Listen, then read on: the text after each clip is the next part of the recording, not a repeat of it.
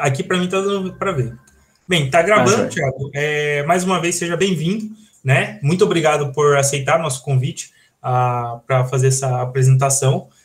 Nós sabemos que é um tema que é bem espinhoso, né? Então, queremos aproveitar o melhor possível para que haja um ambiente de debate, uma conversa respeitosa, né, entre os membros. Fique à vontade, se você preferir ir apresentar e no final abrir para perguntas, ou se quiser sugerir uma forma de dinâmica, né, fique à vontade, tá bom? Maravilha. Deixa eu só confirmar. Quanto tempo eu tenho para falar? Em geral, a gente dá até 1 hora, mas assim, uma média de 40 minutos para apresentar. Ah, tá, tudo bem.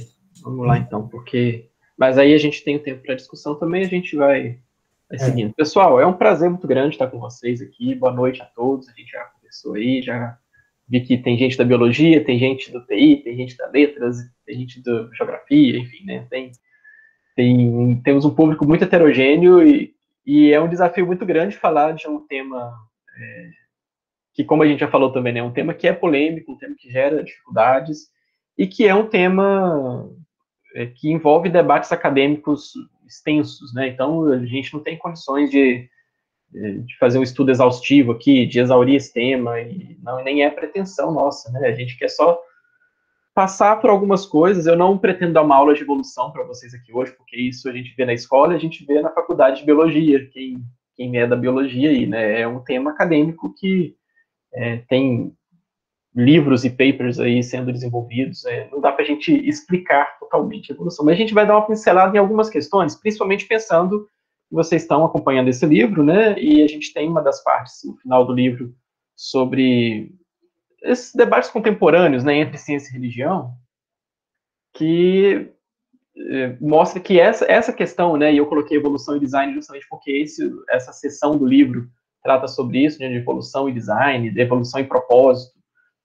E aí a gente pode parar para pensar em algumas perspectivas para esse diálogo aí entre a biologia, entre a fé cristã, e quando a gente pensa, né, nisso, na questão das polêmicas e nos debates que têm acontecido, nos dilemas que às vezes aparecem, justamente a gente vê uma barreira muito grande, principalmente, na verdade a barreira, ela está muitas vezes do lado da igreja, que constrói muitas barreiras, está do lado da academia, que também constrói muitas barreiras, e o que a gente quer, o que a gente tem feito, né, tem tentado trabalhar, é construir pontes para que esse diálogo, essa compreensão mútua possa ser trabalhada, né? Como que a gente pode conversar sobre evolução de forma honesta, como que a gente pode compreender algumas das questões que passam por aí, para que a gente possa colocar as cartas na mesa.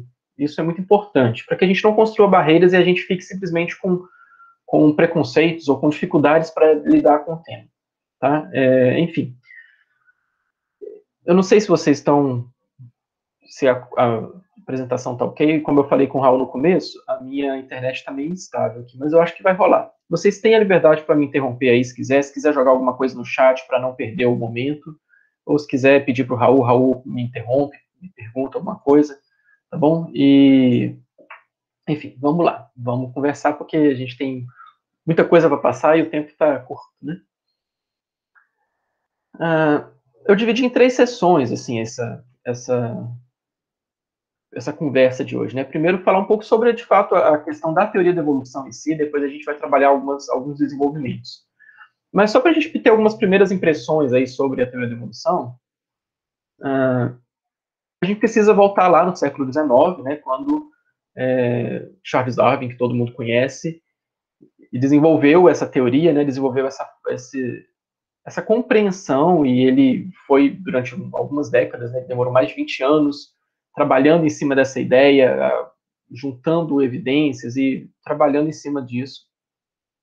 E, ao mesmo tempo, em outro lugar, esse Alfred Russel Wallace, ele estava desenvolvendo também uma teoria muito similar. Isso é muito curioso, né? A gente sempre ouve de Darwin, a gente ouve pouco de Wallace, principalmente quem não é da biologia.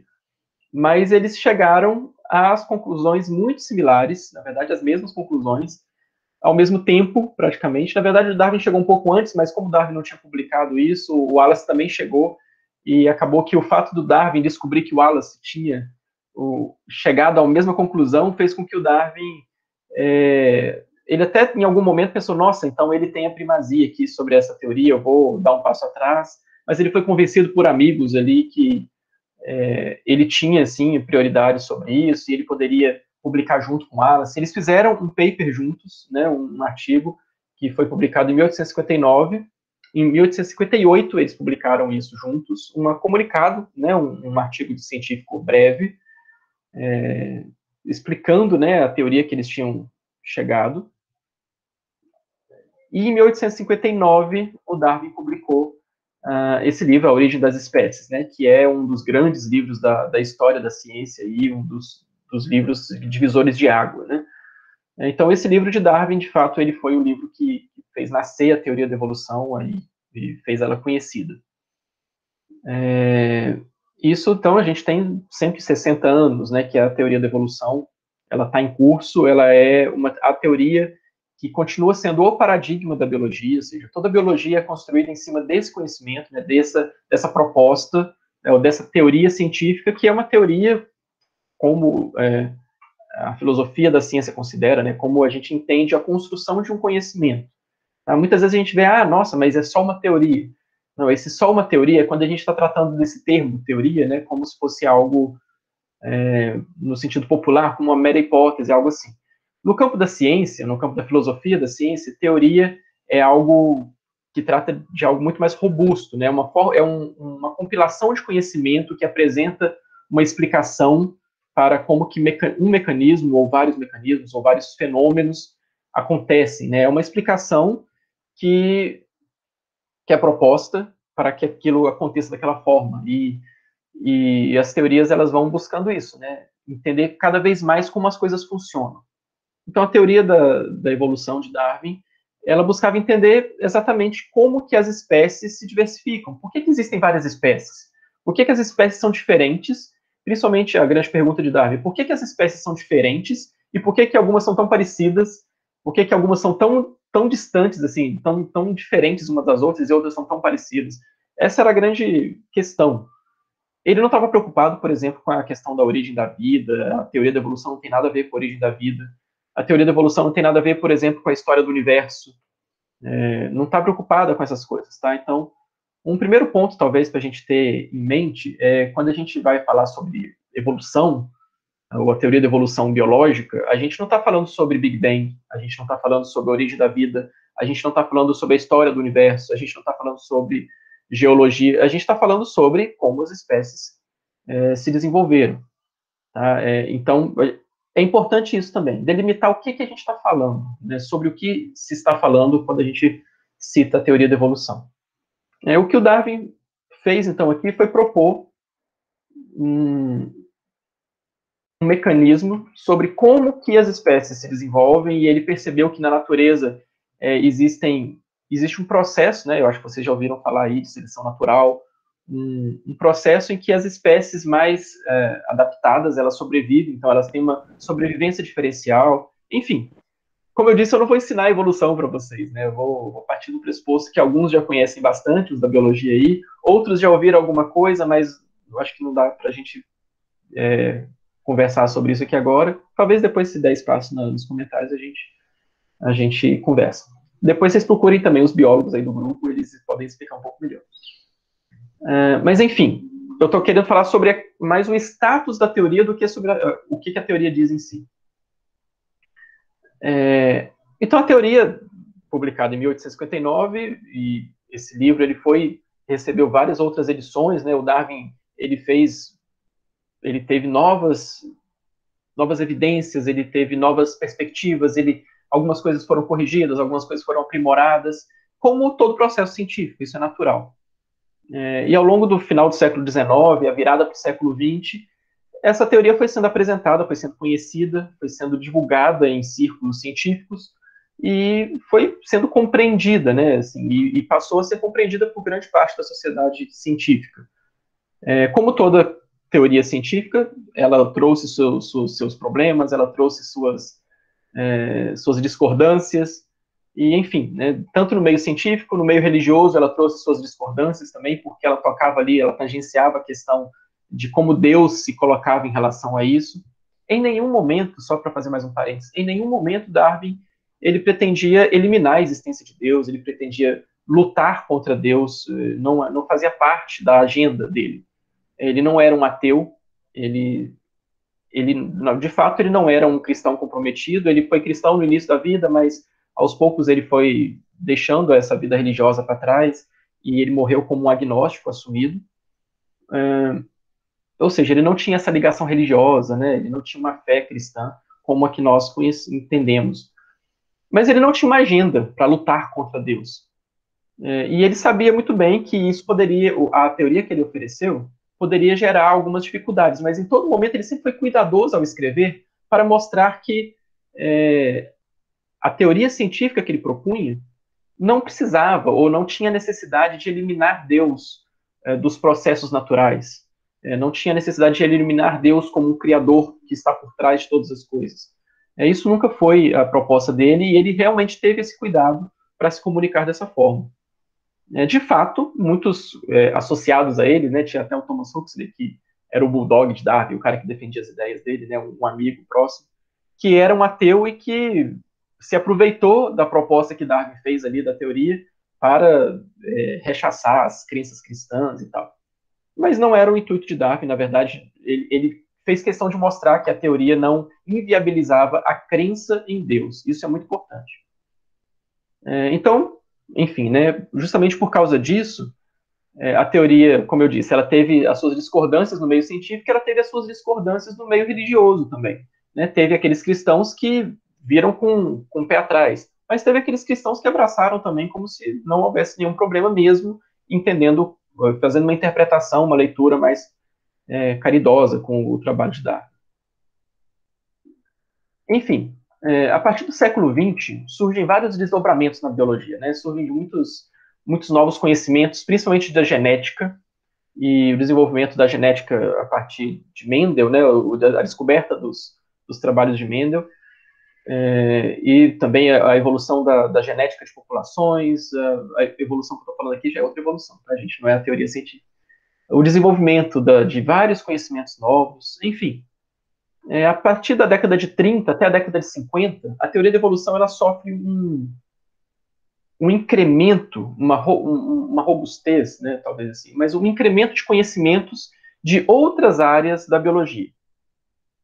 E essas outras áreas, como eu disse, a genética, a paleontologia, enfim, elas contribuem informando e explicando certos mecanismos dentro da biologia que o próprio Darwin não conhecia.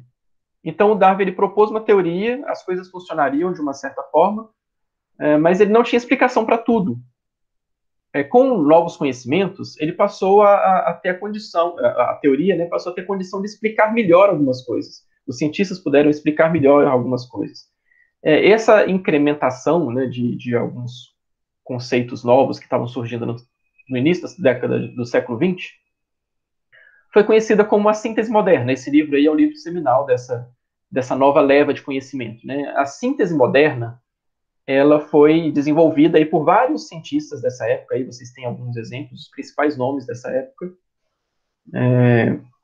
Esse Theodosius Dobzhansky, que está aí na direita em cima, ele foi o cara que cunhou uma das frases preferidas de todo biólogo, que nada na biologia faz sentido a não ser a luz da evolução. Ele era um cristão do leste europeu, ele era ortodoxo, do cristianismo ortodoxo oriental, e, enfim, ele era um cristão que não via problema com a teoria da evolução, né? Muitos outros haviam nessa época. Então, todos esses cientistas, em épocas diferentes, trabalharam em conjunto em alguma parte, né? Conheceram seus estudos, e eles publicaram seus trabalhos nesse novo paradigma que emergia, que era a síntese moderna. Ou seja, era uma síntese porque ela sintetizava conhecimentos de áreas diferentes. Tá? E essa síntese moderna, ou síntese neodarwinista, ou síntese evolutiva moderna, enfim, né, ela é o grande paradigma que impera até hoje no campo da teoria da evolução. É a forma, né, de transmitir o conhecimento evolutivo, ou a teoria da evolução, que a gente tem nos livros texto, né, que a gente estuda nas universidades, livro do Futuyma, o livro do Ridley, e outros mais recentes. Enfim, a síntese moderna é o grande paradigma que a gente tem hoje, é uma ciência que uniu tanto as questões da hereditariedade, assim, uniu o conhecimento que Darwin já tinha passado, com mecanismos que passaram a ser conhecidos, né, como hereditariedade, mecanismo de mutação. Por exemplo, Darwin não sabia que existia mutação, simplesmente porque ele não sabia que existia DNA. Então, todo conhecimento genético que se colocou dentro da teoria da evolução, Darwin não sabia. Então, o que se fez nessa síntese foi unir a questão da seleção natural, da ancestralidade comum, que vem de Darwin, com esses novos insights da hereditariedade, as mutações, o papel da aleatoriedade na mutação. Depois a gente pode falar sobre isso, se vocês lembrarem lá na frente. Enfim, a síntese moderna, ela trabalha aí juntando esses conhecimentos, e aí você tem um aporte de conhecimento da biologia molecular, que também foi mais recente, depois da década de 50, da biologia do desenvolvimento, né? Aí a gente tem o evolução e desenvolvimento, que mostra como que o desenvolvimento embrionário ele pode fornecer muita informação sobre o processo evolutivo, como que os organismos se desenvolvem, como que as espécies novas podem surgir, como que isso acontece. A biologia está aí a todo vapor, trazendo conhecimento exponencial em várias áreas. Tá? Então, essa é a síntese moderna. Como eu disse, é o paradigma das ciências biológicas. Em cima desse conhecimento que se constrói mais conhecimento dentro da biologia. Ou seja, uma área que está confinada aí às ciências biológicas. Mas teve pessoal que tratou de teoria darwinista na sociologia, ou aplicaram conhecimento darwinista na economia. Gente, isso são extrapolações de uma ideia científica para áreas que não são biológicas, ou seja, isso não é teoria da evolução. Tá? Isso é uma aplicação, se ela é bem feita ou mal feita, aí é outro problema. Né? Mas é uma aplicação de uma ideia, quando a gente extrapola o campo dela. Tá? Então, se a gente está falando de economia, se a gente está falando de sociologia, se a gente está falando de política, se a gente está falando até de antropologia, dependendo do campo, né, a gente está falando de algo que vai além do que é a teoria da evolução em si. São aplicações que são propostas aplicadas aí que podem funcionar, podem não funcionar, mas isso não é a teoria científica em si, tá bom? Tem até, por exemplo, algumas questões que falam sobre a associação da evolução com eugenia. É também uma aplicação, e é uma aplicação péssima, muito mal feita, mas eugenia não é teoria da evolução. Tá? A gente precisa separar as coisas. Só para ter uma ideia, né, de uma das bases da teoria da evolução, sobre alguns princípios, né, para essa ideia da teoria da evolução ou da teoria da seleção natural. O Richard Lewontin, que é um dos grandes biólogos aí do século XX, faleceu no mês passado, com 91 anos. 91. Ele estabeleceu aí esses 3 pilares para a teoria. A ideia da variação fenotípica, ou seja, fenótipos, acho que vocês devem ter isso em mente, né? Fenótipos são essas diferenças entre um indivíduo e outro, que são expressões do genótipo, aquilo que está nos genes. Então, essas diferenças, elas que movem, né, o processo evolutivo em si. E uma aptidão diferencial, como que esses diferentes fenótipos, eles têm taxas de sobrevivência diferentes, tanto taxas de sobrevivência quanto taxas de reprodução. Então, como que esses seres, esses animais, essas gerações se desenvolvem aí com o tempo? E como que esse aspecto que é diferenciado, né, entre os fenótipos, como que ele é herdado? Ou seja, aquilo que é uma aptidão, como que é herdado e como que passa para novas gerações. Tá? Então, tem a ver com isso a teoria da evolução. Como que há uma diferença e como que essa diferença ela é herdada para as gerações futuras e como que isso pode causar diferenças de longo espectro, né, entre várias gerações. Então, na biologia, né, até alguém pergunta, mas tem leis na física? Tem leis na biologia? Isso entra para a filosofia da ciência, né? Tem alguns que sim dizem que na biologia a gente tem leis, tem outros que têm dificuldade em colocar leis na biologia porque os organismos biológicos eles são sistemas muito complexos.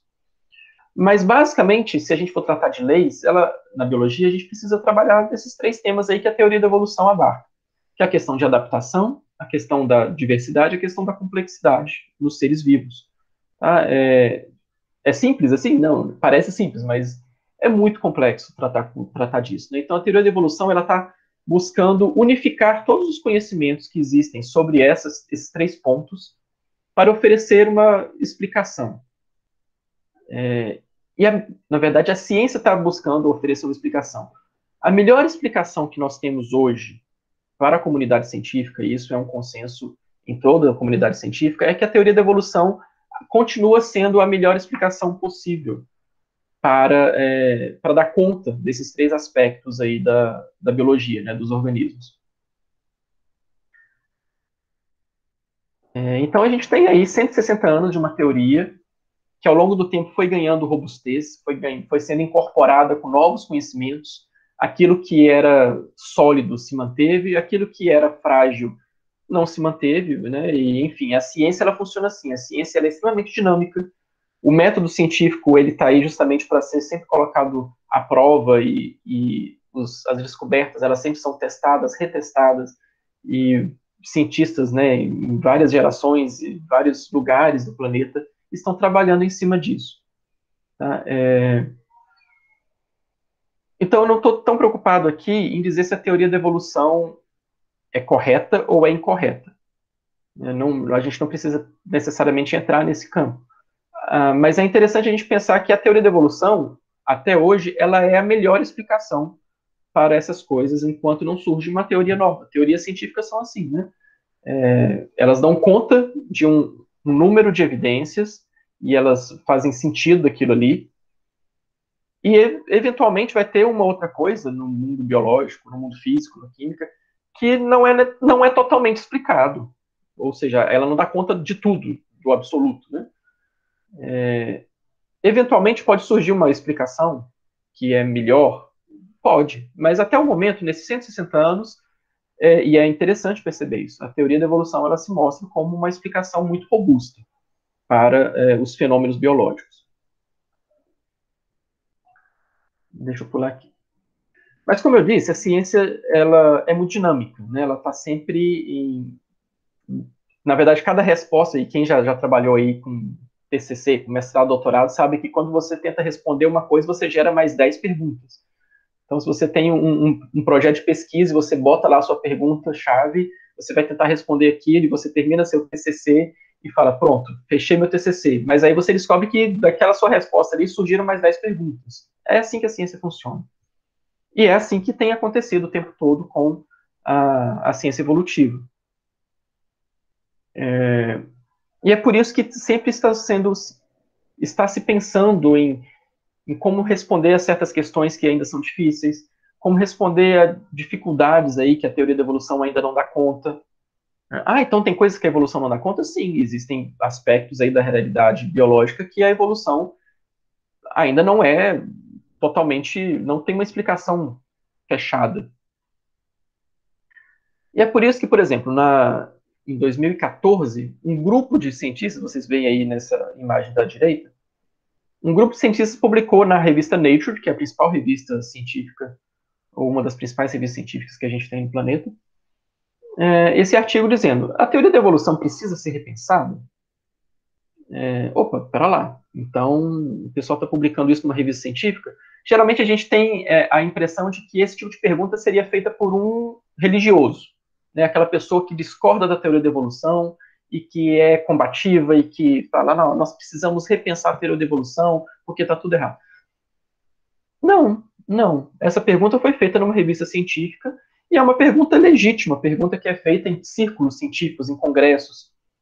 E, enfim, né, é algo que está aí sempre vindo à tona por vários cientistas de renome. Né? Nessa reportagem da esquerda aí, cientistas podem estar redefinindo a evolução, né, desafiando ideias sustentadas há muito tempo. Parece que é uma manchete meio caça-clique, né, mas, enfim, tem um pouco de algo interessante aqui, né? Cientistas estão buscando atualizar a evolução, ou descobertas que contestam a hegemonia de Darwin. Gente, isso é muito interessante. Significa que no meio científico esse debate está aberto, as cartas estão na mesa. Tá? A gente não...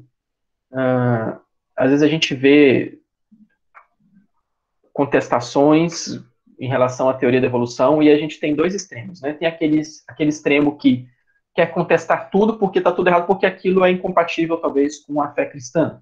Existe esse grupo? Existe. Existe um outro grupo, talvez no outro extremo, que fala que a teoria da evolução é incontestável, Darwin não pode ser mexido, e são extremos, mas abordagens equilibradas entendem como que a ciência funciona, como que a ciência se desenvolve, como que a ciência evolui, e abordagens equilibradas, inclusive do ponto de vista religioso também, né, aí dos teólogos e tal, também entendem que a gente pode, e é o que a gente está, a proposta aqui, né, de tentar dialogar a evolução com a teologia, com a fé cristã, como que a gente pode achar aí pontos de conciliação. É sobre isso que a gente vai chegar daqui a pouco. Então, tem muito material sendo produzido aí, mostrando, olha, a teoria da evolução, ela explica algumas coisas, ela explica muitas coisas, mas tem coisas que parece que fugiu ali do que Darwin propôs, ou que Darwin não conseguiu ter uma explicação na época. O Darwin não conhecia o DNA, como eu disse, né? Então ele não sabia explicar como que aquilo passava de geração em geração. Isso é um problema? Não, não é um problema, é algo que pode ser explicado depois. Então teorias científicas são assim, às vezes elas não oferecem uma resposta na hora, mas elas, eventualmente, os cientistas vão chegar na explicação depois. Então sempre tem um ou outro artigo, por exemplo, o que está errado com a teoria da evolução? Ou melhor, né? Tem algo de errado com a teoria da evolução? Tem vários artigos fazendo essas perguntas. Esse é um artigo na revista de Filosofia da Biologia. Existem esses debates em campo. E é por isso, e é por causa desse desenvolvimento constante aí, que hoje parece que a gente está vivendo ou presenciando o surgimento de um novo paradigma dentro da teoria da evolução. A gente tinha a síntese moderna, lembra que eu falei? A síntese moderna é o paradigma vigente, é onde a gente trabalha, com base naqueles conhecimentos ali que a gente trabalha em cima da teoria da evolução. A síntese evolutiva estendida parece ser o novo paradigma, ou seja, eles estão, o próprio nome já diz, eles estão estendendo a amplitude de conhecimento e de ação de mecanismos na teoria da evolução. Alguém aí já ouviu falar disso? Alguém que é da biologia, que está na biologia no momento, ou que já saiu da biologia, aí, Natália? Quem mais sai da biologia? Eu já esqueci. E se vocês quiserem comentar, fiquem à vontade.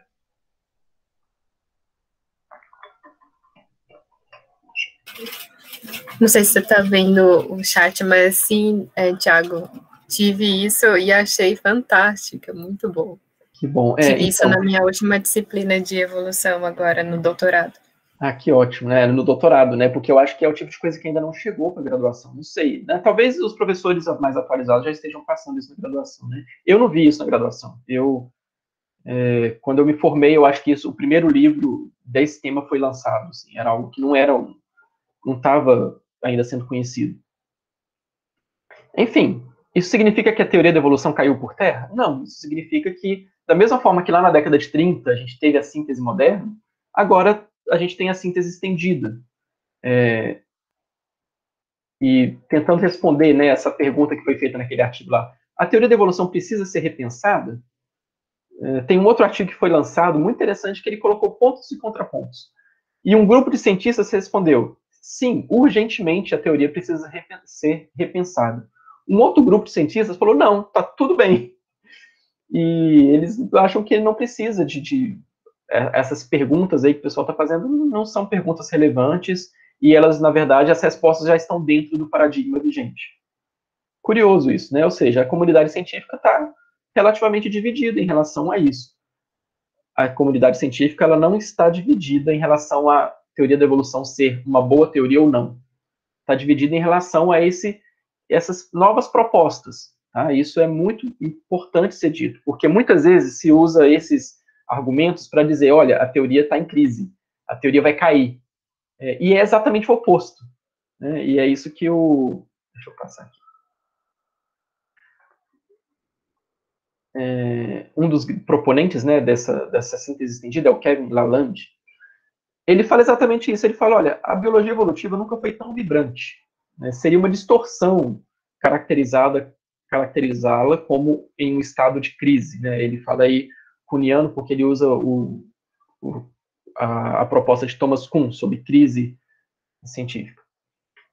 Na síntese estendida, todos os processos centrais para a teoria da evolução contemporânea, a seleção natural, deriva genética, enfim, e suas descobertas empíricas permanecem importantes. A esse respeito, a síntese estendida ela não requer uma revolução.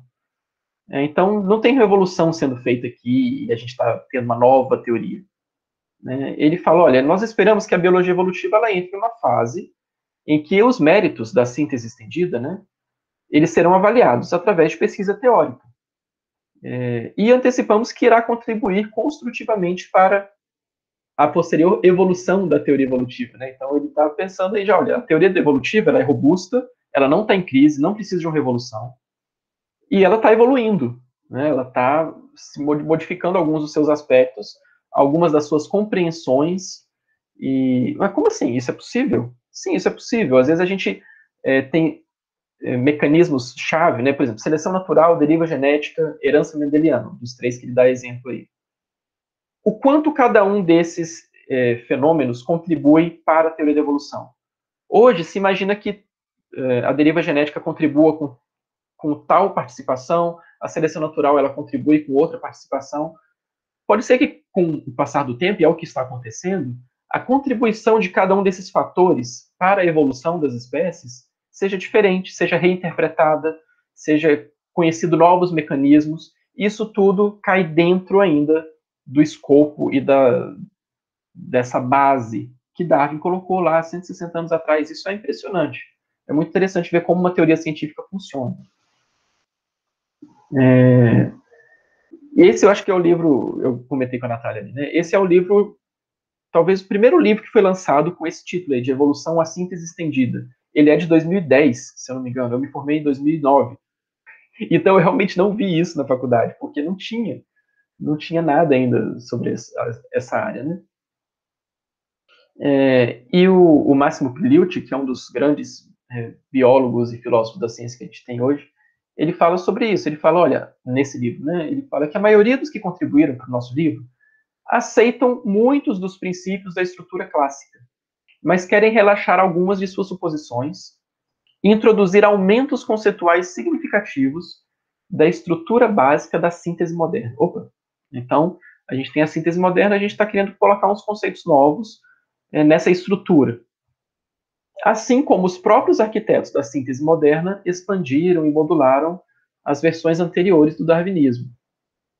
Entendeu? Ele está fazendo esse paralelo com o que aconteceu lá na década de 30.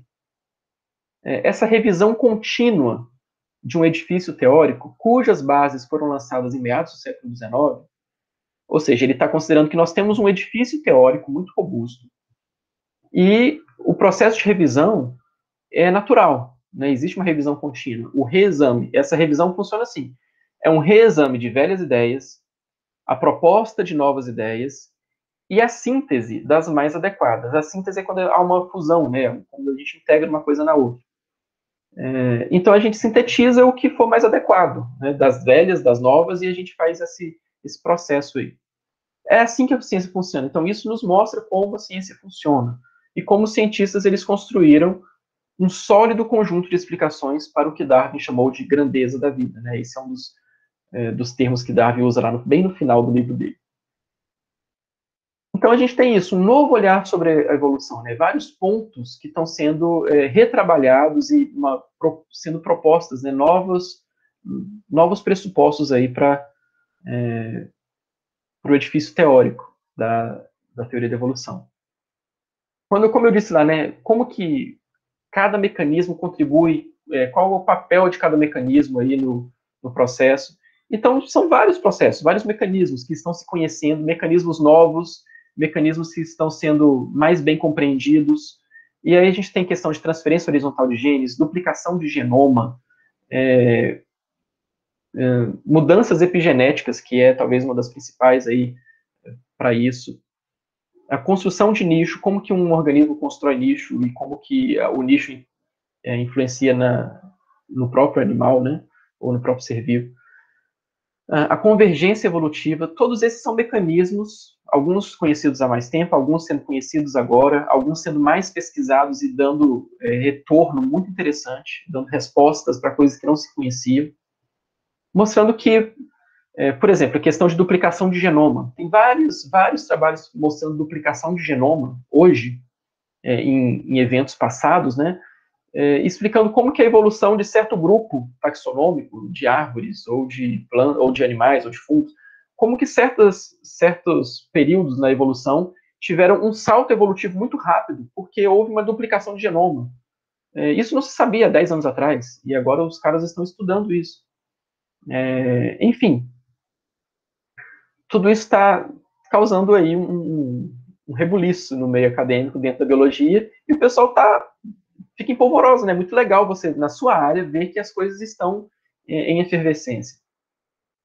Então, o que a gente tem, esse esquema aí de baixo, eu acho que ele explica muito bem onde que a gente está hoje, né? Aí, o primeiro círculo branco, né, com o número 1, ele mostra como que Darwin propôs a sua teoria, o arcabouço da teoria da evolução, com as questões de variação, de fenótipo, de herança, seleção natural. O argumento dele estava em cima disso, porque não se conheciam outros processos. Na síntese moderna, aí vem o segundo círculo, né, o círculo 2. A gente tem a questão de mutações genéticas, de herança mendeliana, herança genética, né, genética de populações, processos de especiação. Isso mostrou que tem mais mecanismos aí que contribuem para o que Darwin tinha proposto. E agora a gente tem todos esses outros aí de plasticidade, de epigenética, de seleção multinível, de evolução de genoma, duplicação. Tudo isso constitui aí esse terceiro círculo. Mas percebam que o cerne não foi perdido, o cerne continua sendo explicativo. O número 2 continua explicando, e agora a gente tem outros mecanismos novos que explicam também. Tá bom? Eu precisei mostrar isso tudo para mostrar para vocês o status da teoria da evolução. Tudo bem? Vocês querem trocar alguma ideia sobre isso aqui?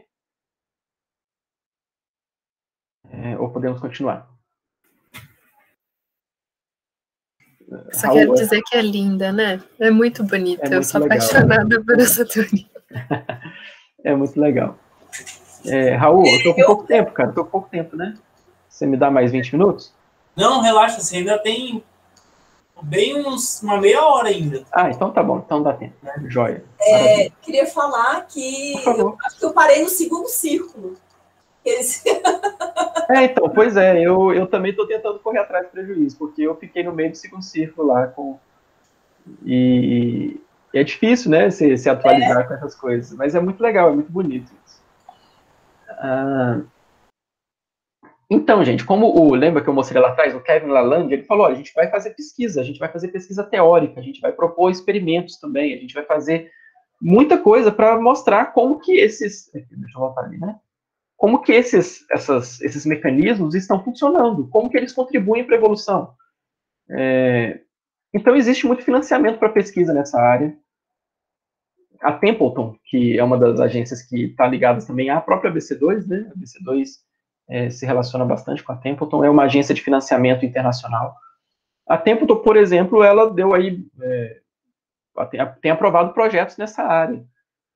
Esse projeto, um dos projetos é liderado pelo próprio professor Kevin Lalande.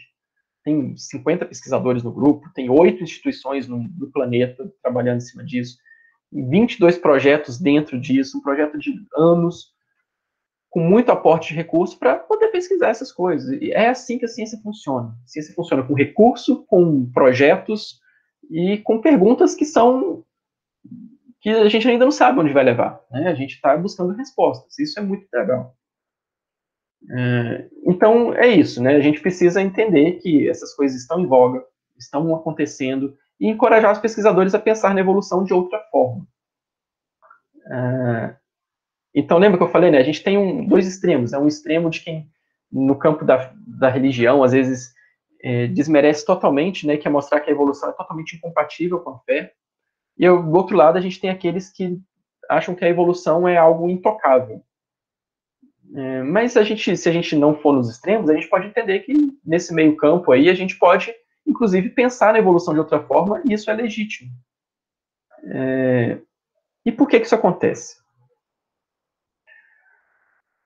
Porque existem debates muito complexos sendo realizados aí, né, e que entram para o campo da filosofia, da ciência, e entram para o campo da religião, que dizem respeito a algo que a gente chama de teleologia. Não sei se todos já ouviram falar disso aí, esse termo. Não é teologia que eu estou falando de teleologia. Que é, em suma, que teleologia diz respeito à existência de propósito no universo, na vida no universo e tudo mais. Como que a gente pode pensar na existência de propósito? Mas isso aí não é uma pergunta da filosofia, não é uma pergunta das religiões. O que isso tem a ver com a biologia? Tem tudo a ver. Tem tudo a ver porque quando a gente trata de evolução da vida, de como que e nós, né, como seres vivos, como que nós nos colocamos, como que nós interpretamos a realidade, sempre vai ter uma interpretação que vai nos levar para essa questão do propósito. Parece que as coisas são feitas para alguma coisa. Como é que a gente lida com isso? É uma pergunta difícil. Difícil no sentido de que ela gera debate. Tem aqueles que acham que não existe propósito para nada e nós estamos aqui nesse mundo e que não existe nada além do material, né? O materialismo científico é muito forte.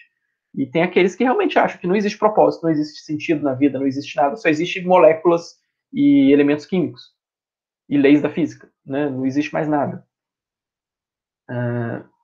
Nós, como cristãos, eu acho que todo mundo aqui é cristão, né? Pelo que eu entendi, mas nós já entendemos, olhamos para a vida de outra forma, né? Nós olhamos para a existência e entendemos que há um propósito por trás, há um criador, né? Há alguém que está por trás de todas as coisas, alguém que sustenta a existência. As coisas não estão soltas por aí. É por isso que o John Hawke, né, ele é um teólogo americano muito importante nesse campo de ciência e religião. Ele fala, olha, a questão mais fundamental nessa área é se o universo tem um propósito. É uma pergunta que pode ser feita. O universo tem propósito? Como é que a gente vai achar respostas para essa pergunta? Ela depende só do campo da religião? Como que a gente pode construir um conhecimento em torno disso? E aí a gente tem, por exemplo, né, cientistas muito importantes, muito famosos, que são ateus convictos e que militam muito contra essa ideia de propósito. Né? O Steve Weinberg, ele recebeu o Nobel de Física em 79. Eu falei lá atrás que o Richard Lewontin tinha morrido no mês passado. O Steve Weinberg também morreu no mês passado. A gente perdeu 2 gigantes aí da ciência no último mês. Mas o Weinberg, ele dizia que quanto mais o universo parece compreensível, mais ele parece sem sentido. Percebam que isso não é uma afirmação científica, tá, gente? A gente precisa ter sabedoria ao olhar essas afirmações e entender, tipo, não tem ciência no que ele está dizendo ali. O que ele está dizendo é uma afirmação filosófica, ou metafísica, podemos pensar assim. O Richard Dawkins, hoje que muita gente conhece também, né, um dos biólogos mais famosos que a gente tem hoje, já está aí na casa dos 80 anos, ele disse que o universo que observamos tem precisamente as propriedades que devemos esperar se no fundo não houver nenhum design, nenhum propósito, nenhum mal, nada de bom. Nada além de indiferença implacável. Olha isso, né, como que a visão de mundo do sujeito, né, a visão de mundo de cada pessoa faz com que ele interprete a existência, a realidade, a partir de pontos de vista muito diferentes. Então, esses dois, eles interpretam a existência a partir de um pressuposto onde não há propósito, não há sentido para nada. E é por isso que o campo da teleologia é tão importante, tá? Porque ele vai estudar exatamente isso. Como que a gente pode observar o propósito? Como que a gente pode buscar a ideia de existirem objetivos no universo e na vida? Como que a gente pode lidar com a ideia de finalidade? Acho que todo mundo que entra na biologia é catequizado de forma muito intensa nessa ideia de que não existe finalidade na evolução.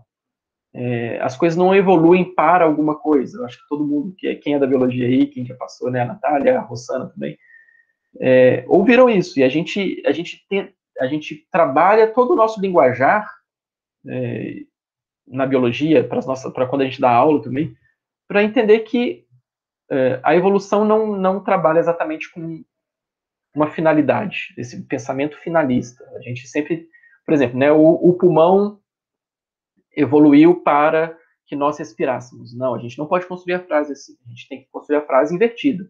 Nós respiramos porque temos pulmões. Então, é um trabalho que a gente passa aí durante todo o período da biologia. Por que isso é tão forte no linguajar das ciências biológicas? Porque o paradigma vigente que nós aprendemos é o paradigma da síntese moderna.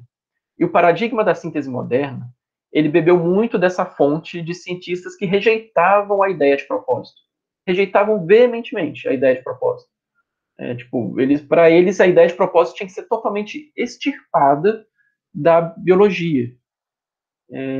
E por isso a gente bebeu disso, a gente recebe essa informação muito forte, e de fato a comunicação ela é primordial, né, mas a gente precisa se preocupar para entender como que a ideia do propósito está acontecendo, ou se é que existe essa ideia de propósito que pode ser trabalhada. Mas a síntese moderna da biologia, da evolução, ela bebeu muito disso, de cientistas ateus que pavimentaram esse caminho. Isso significa que a evolução está incorreta porque ela foi trabalhada por cientistas ateus? Claro que não. Claro que não. Isso é uma bobagem, isso é uma balela. Dizer que a teoria da evolução está errada porque cientistas ateus disseram isso e aquilo. Na verdade, a gente tem que reagir de outra forma. A gente tem que falar, pera lá, por que cientistas ateus estão trabalhando em cima disso e propondo afirmações metafísicas, ou seja, que extrapolam o campo da ciência, e por que nós, como cristãos, não estamos trabalhando junto para mostrar que essas afirmações metafísicas, elas não cabem ali. A gente vai lidar com isso em outro campo. E, como cristãos, a gente pode entender os fundamentos da teoria da evolução sem comprar todo um pacote ateísta ou naturalista. Esse é o ponto-chave que nós temos aí para trabalhar nesse diálogo, né, de entender que, opa, pera lá, vamos repensar aqui o que você está dizendo. Então, a gente teve todo esse processo aí, né, que tentou eliminar essa mentalidade finalista, ou essa mentalidade de propósito, durante o século XX. Só que os próprios cientistas já percebiam que isso era muito difícil. É muito difícil você olhar para mecanismos e fenômenos biológicos e eliminar a visão de objetivo, ou de alguma finalidade ali. Tanto que o Haldane, que é um dos grandes biólogos também do século XX, lá da primeira metade do século XX, uma frase que é atribuída a ele dizia o seguinte, olha, a teleologia é como a amante de um biólogo. Ele não pode viver sem ela, mas não deseja ser visto com ela em público. Ele não era cristão, ele era um ateu, ele era extremamente debochado, mas ele sabia disso. Olha só, ele chega ao ponto de dizer que, tudo bem, a teleologia é um amante. Todo biólogo ele vai viver com a teleologia, mas ele não vai querer ser visto com ela em público, porque, falar em teleologia é feio para um biólogo. E é em cima disso que a gente precisa parar para pensar. E hoje a gente tem muito, muito trabalho sendo feito em cima disso, da filosofia da biologia e na ciência também, né? Por que a teleologia é esse elefante na sala, né? Não sei se vocês já ouviram aí essa expressão de um elefante na sala, é aquela coisa que está ali incomodando e a gente faz conta que não está vendo, mas está incomodando, está ocupando espaço. Então, a teleologia é isso aí, é um negócio que gera um desconforto, e as pessoas geralmente não estão falando sobre isso, porque meio que já compraram aquela ideia. A gente não pode trabalhar com teleologia.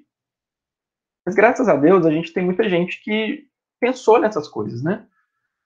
E não só cristãos, a gente tem filósofos que não são cristãos, como esses dois aí, o Colin Pittendrigh e o Ernst Mayr, que trabalharam em cima desse conceito. O Pittendrigh, ele fez uma coisa curiosa, assim. Ele, tentando extirpar a teleologia, ele criou um novo termo. Ele falou, olha, como a gente não pode trabalhar com teleologia, ela é aquela amante que a gente não quer se ver junto dela, ele cunhou esse termo aí, teleonomia, né? Isso é de 58. Aplicando esse termo de teleonomia a fenômenos biológicos que parecem direcionados a uma finalidade. Olha que curioso. Então, a gente tem fenômenos biológicos que parecem que são direcionados a uma finalidade. A gente não consegue eliminar isso.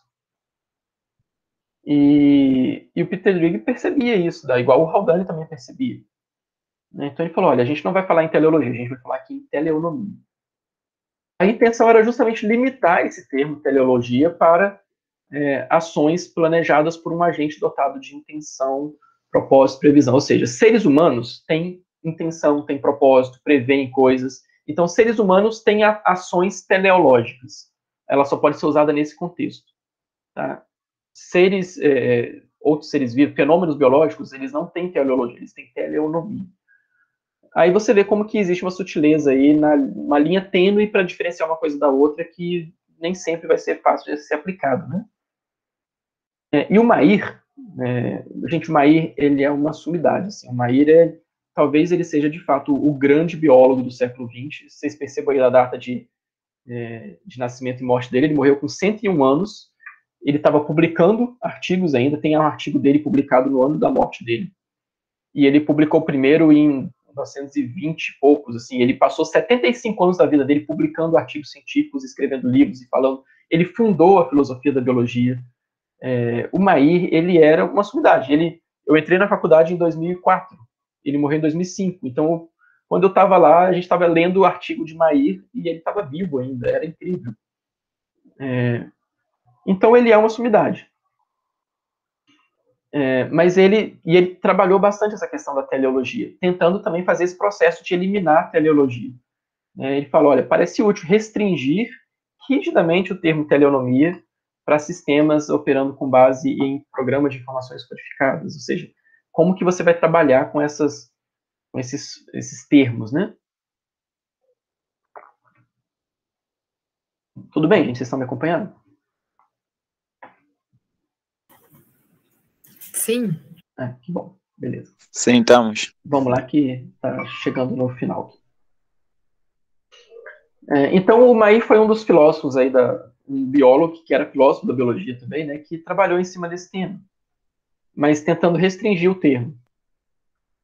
Mas, ao mesmo tempo, a gente tinha o Francisco Ayala. O Francisco Ayala está vivo ainda, está aí na casa dos 80 anos também, e ele publicou muitos artigos na área de filosofia da ciência, falando sobre explicações teleológicas, sobre como que a gente pode aplicar a ideia de teleologia na biologia evolutiva. Ele é um biólogo também.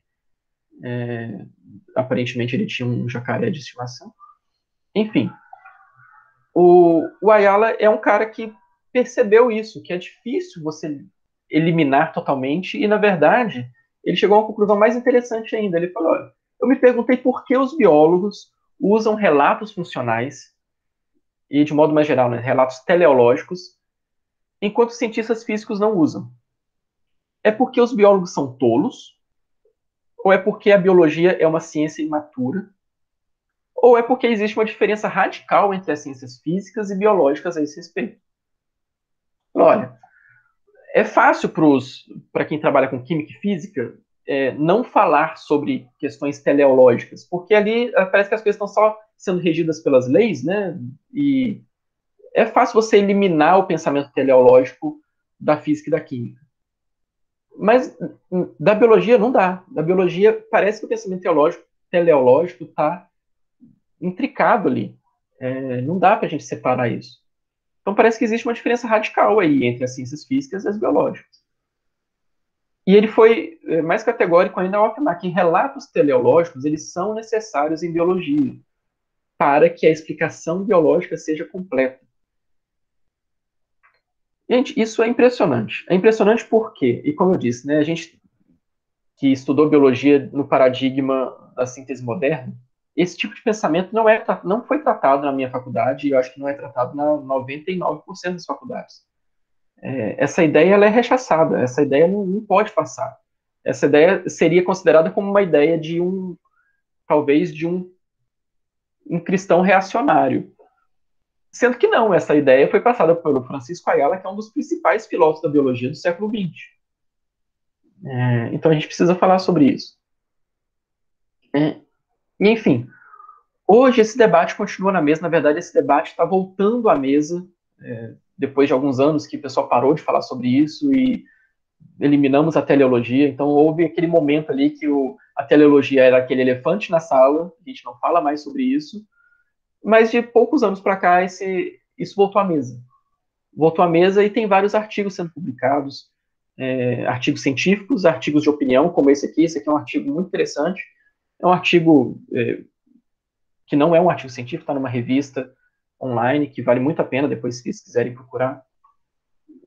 O Philip Ball, ele é um dos grandes articuladores científicos aí, ele foi editor da revista Nature, enfim, ele escreve maravilhosamente bem. Ele disse que os sistemas biológicos, eles não desafiam as leis físicas, é claro, né? Mas eles não parecem ser previstos por eles. O que isso quer dizer? Como assim? Ele está falando aqui de algo, por exemplo, se eu pego uma bola e jogo de uma janela, as leis físicas me garantem que ela vai cair, porque existe a gravidade, existe um cálculo que eu posso fazer, eu posso saber a qual a velocidade que ela vai cair. Tudo é previsível ali, se eu jogo uma bola de uma janela, do alto de uma janela, de um prédio. Porque as leis físicas, elas dão conta. Ou seja, eu não preciso de pensar em propósito. A bola não vai fazer o que ela quer. Ela não vai seguir um propósito. Ela vai simplesmente seguir a lei. Tá? Mas no campo biológico as coisas não são bem assim. Se eu pego um passarinho e estou lá em cima do prédio e solto da janela, eu não sei dizer exatamente o que vai acontecer com ele. Porque ele vai para onde ele quiser. Ele vai sair voando e ele vai fazer o que ele quer. Tem uma atitude teleológica do passarinho. É isso que está se pensando. Para lá, existem processos que são direcionados, existem seres que são frutos do processo evolutivo e que vivem aí com um objetivo. Existe um propósito em algum campo. A gente não pode fechar os olhos para isso. Então, os seres vivos, né, eles têm um propósito que vai orientar o comportamento. E isso vai refletir principalmente na própria evolução. Né? Se um ser vivo se movimenta, se ele vai para um lugar, se ele vai para outro, e se ele opta por fazer uma coisa ou outra, se ele precisa beber água, e se ele não é só algo regido por leis físicas,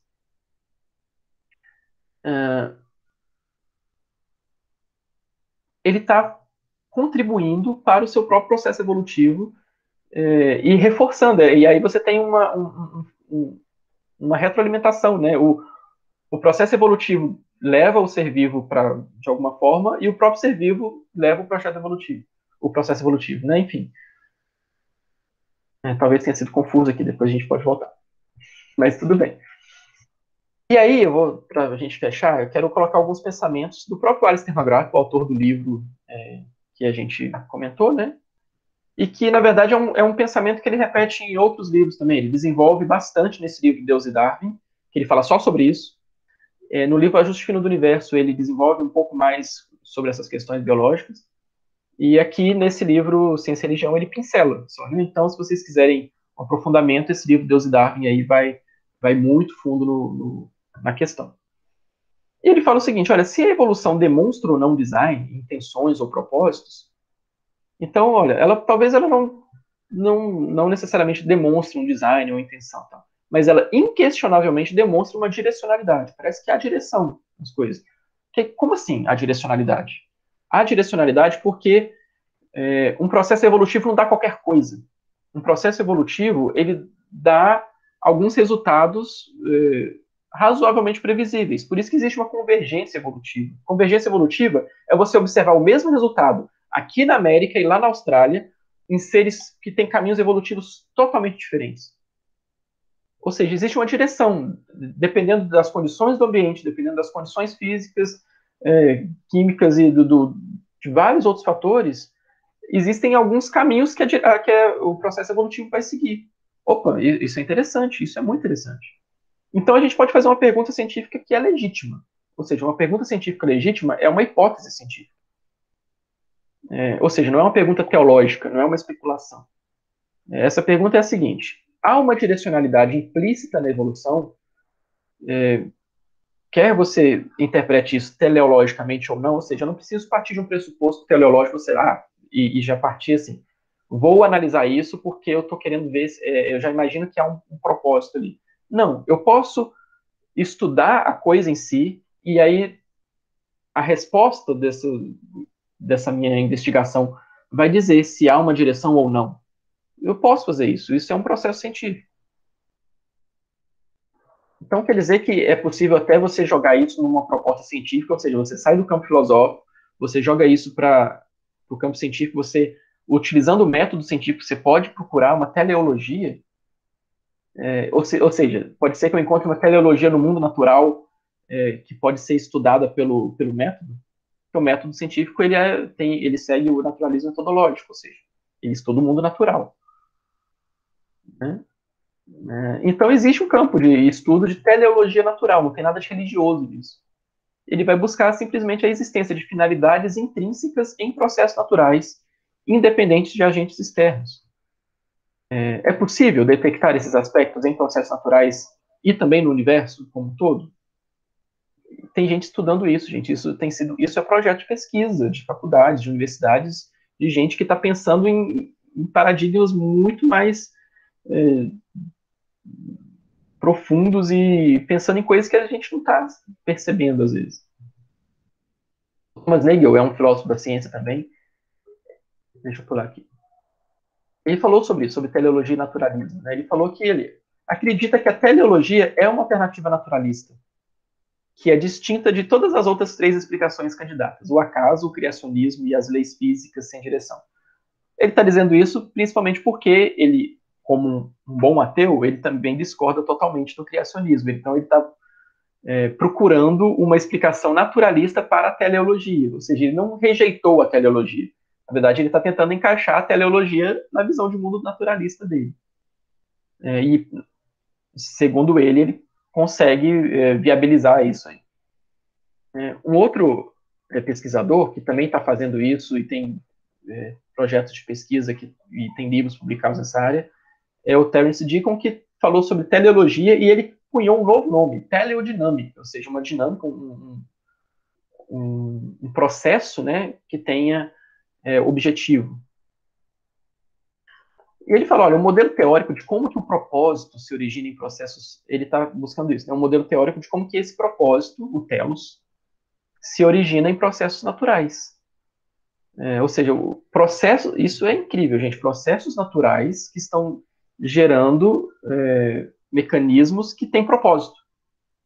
E esse propósito ele vai ser visto como um aspecto emergente na natureza. O propósito vai surgir ali de um processo natural. É impressionante pensar nisso e pensar que isso tem sido debatido, está aí na mesa, né? Então isso está em jogo, tá, gente?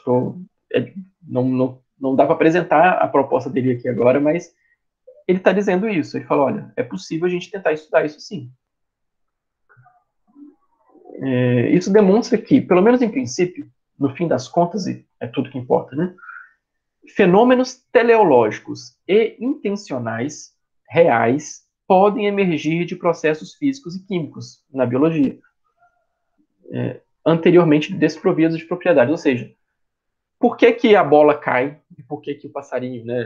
Pegando um exemplo bem tosco, mas isso pensando em nível molecular, pensando em nível subcelular, né? Pensando em nível como que as células, organismos unicelulares, como é que as coisas acontecem. Por que uma micela de lipídios é diferente de uma bactéria? Existem fenômenos ali que extrapolam as questões físicas e químicas. Estou falando de uma bactéria, né? Existem processos ali que emergem que não são explicados apenas pela física e pela química, existe algo a mais. E esse algo a mais, eles também têm a ver com esses fenômenos teleológicos aí que surgem por processos naturais. É complexo isso, mas é interessante. Por exemplo, né, o processo de convergência evolutiva, e como eu disse lá um pouco atrás, como que a convergência evolutiva mostra que existe direção no processo evolutivo, e como que a gente pode... Então, é previsível? Tem coisas que são previsíveis, tem coisas que são contingentes, que vão ser assim, ou que vão acontecer de qualquer forma. Esse debate está em jogo. Tá? O destino um destino evolutivo de uma linhagem, como que a coisa, se aquilo é guiado pelo mero acaso, ou se o que é aleatório dentro de certos limites. Tá? Isso tudo está em debate na comunidade científica. Então, finalmente, para acabar aqui, eu vou trazer mais esse pensamento do McGrath, né? E tem mais uma depois. As revelações teleonômicas, ele usa aí a teleonomia, da biologia evolutiva, elas podem ser conciliadas, então, com uma visão cristã da realidade. Então, aqui ele amarra tudo. Gente, se os cientistas estão buscando entender questões teleológicas por meio de um estudo da filosofia natural, né, da metodologia naturalista, e se essas pesquisas vão revelar algum nível de teleologia, isso pode ser conciliado perfeitamente com uma visão cristã, porque a visão cristã, ela é teleológica. Ou seja, a questão diz respeito à consonância ou à ressonância, o McGrath usa muito esse termo ressonância, de uma visão cristã da realidade como que está sendo observado. Como assim? Traduzindo isso aqui. O que ele está querendo dizer é que a gente observa algumas coisas. E se eu observo no mundo natural, né, essa teleologia natural aí, isso tem tudo a ver e está em ressonância com a visão cristã da realidade que nós temos. Né, uma percepção da realidade que entende que existe um Criador, entende que existe propósito, e se eu estou vendo esse propósito emergindo ali no mundo natural, tem tudo a ver uma coisa com a outra. Então, ele mostra isso, olha, algumas noções de teleologia emergem a partir do estudo do próprio processo evolutivo. E é uma conclusão que é baseada no discernimento a posteriori, ou seja, depois da pesquisa que eu infiro, que eu vou inferir aquilo. Eu não estou colocando aquilo a priori na minha hipótese. Isso faz diferença. O Sygart, ele é um bioquímico também muito importante, tem trabalhado, tem coordenado e orientado um desses projetos, que tem trabalhado aí na síntese estendida. Ele fala, olha, há claramente um senso de propósito na maneira que as criaturas vivas se comportam. E agora podemos ver algum reflexo desse senso em algum dos novos mecanismos de variação biológica. Aí ele está indo lá naqueles mecanismos que eu mostrei da síntese estendida. Ele falou, olha, as novas alternativas da síntese estendida, as novas alternativas ao neodarwinismo, né, a síntese moderna, elas não são teístas. Não precisam ser teístas. Né? Elas são, em tese, elas são neutras em relação a isso. Elas não são teístas, elas não são ateístas, elas são alternativas científicas. Essas alternativas não são teístas, mas a abertura da teoria da evolução para abraçar a complexidade dos sistemas biológicos, ela pode conter elementos que apontem para a majestade da criação de Deus, incluindo a diversidade da vida na Terra.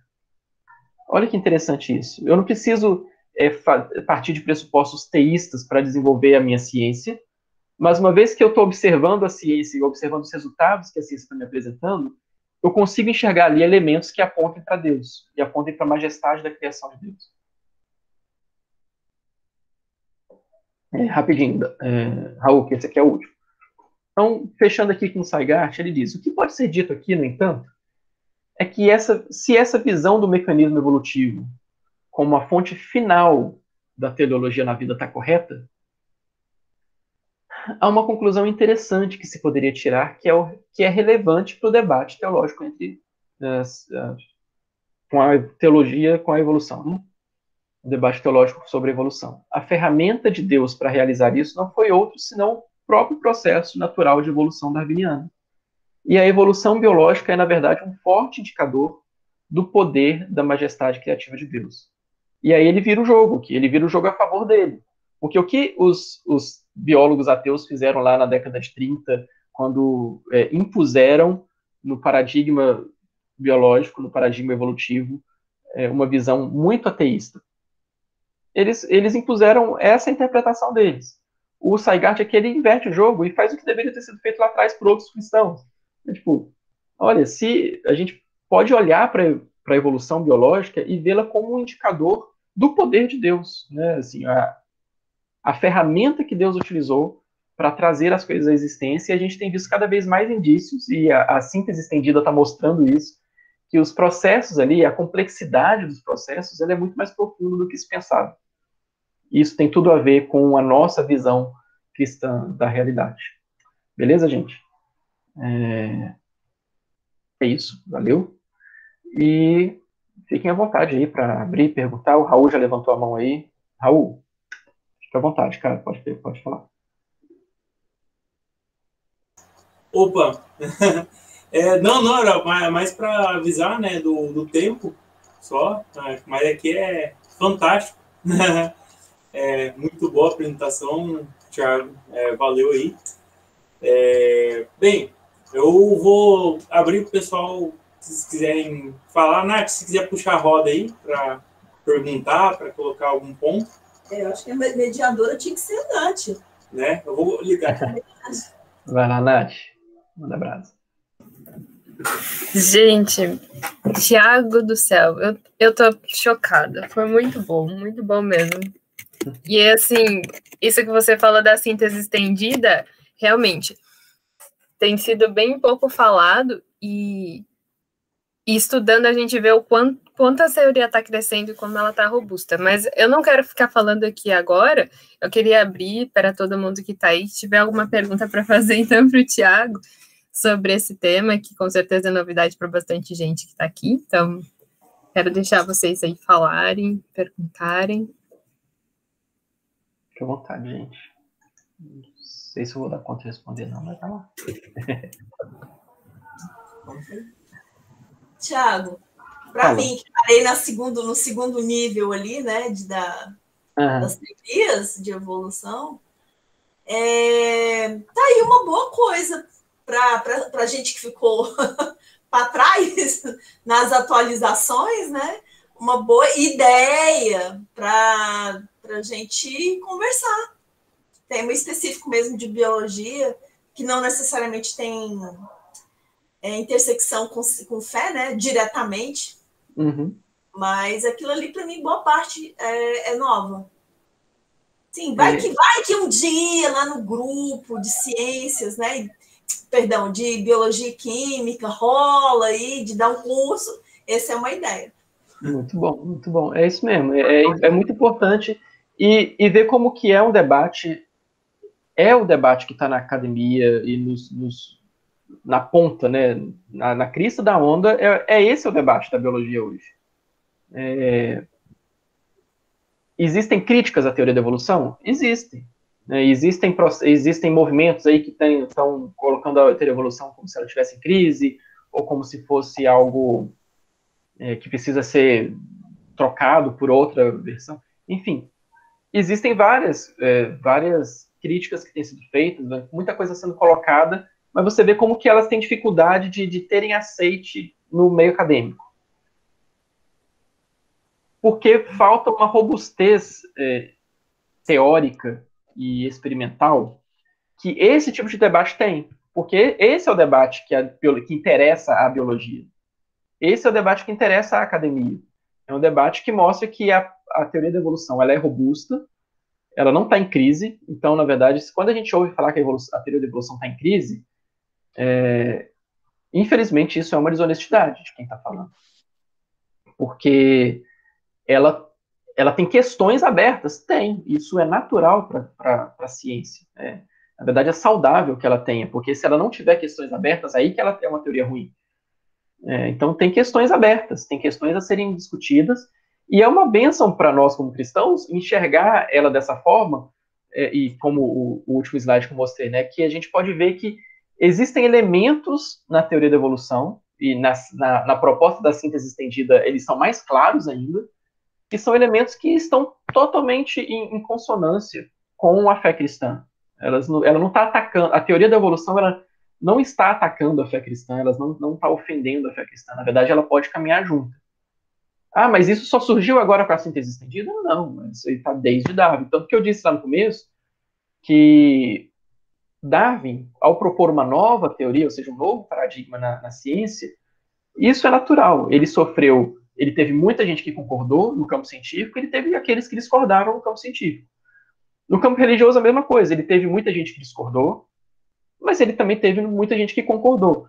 Um dos grandes amigos de Darwin, um correspondente dele, que era, o Darwin estava na Inglaterra, esse cara estava lá nos Estados Unidos, em Harvard, era um botânico, ele era diácono da igreja presbiteriana lá, e ele foi o cara que, antes do Darwin publicar o livro, já estava se correspondendo com Darwin.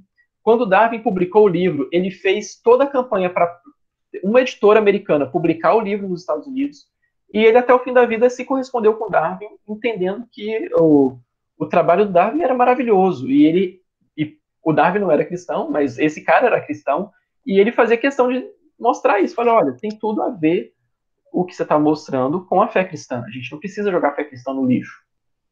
Então isso tem muito a ver com a interpretação que a gente faz, tanto da teoria em si, da ciência que está por trás, quanto dos fundamentos ou dos pressupostos que estão por trás da nossa crença, né? Seja ela teísta ou ateísta. Então, há muita confusão. Eu espero que, com os próximos anos, a gente consiga diminuir a confusão que existe, principalmente nos círculos religiosos, para a gente quebrar um pouco desses estigmas. Mas eu sou cristão e eu não consigo aceitar e tal, eu não tenho...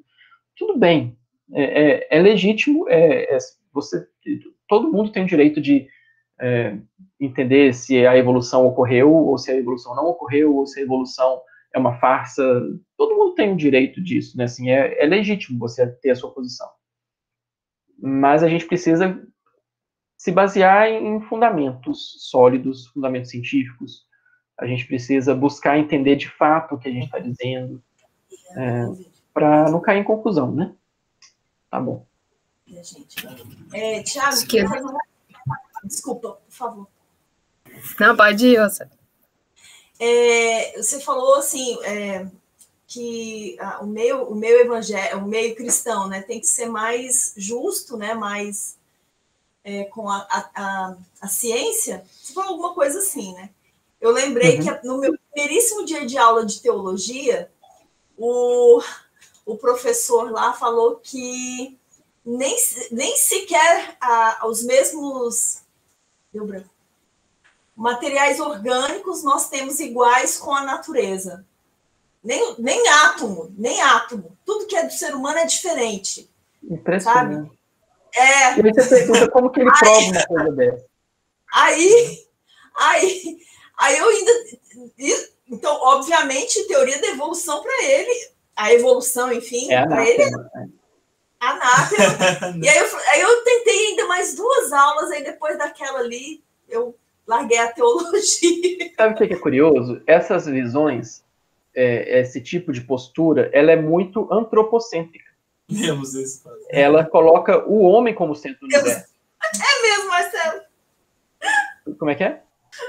Viemos do espaço. Não, mas o espaço também, a gente veio nem do espaço, a gente, se for assim, a gente veio de outro universo, sei lá. A gente veio de uma dimensão paralela. Porque o espaço também são os mesmos átomos e as mesmas, enfim, né? Mas é uma visão muito antropocêntrica, é uma visão que parece, na cabeça, né, de quem defende assim, está sendo extremamente bíblica e é a única que faz a leitura correta da Bíblia.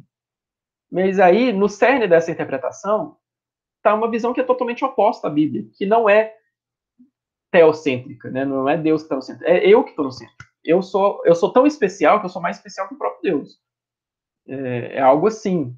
É algo que a gente precisa ter cuidado, para perceber se a nossa crítica ou a nossa discordância é porque eu estou me colocando numa posição especial demais. Essa ideia do homem, né, ser especial, ela vai ser sempre um paradoxo. Porque ao mesmo tempo que o homem é especial, então a gente não pode negar isso.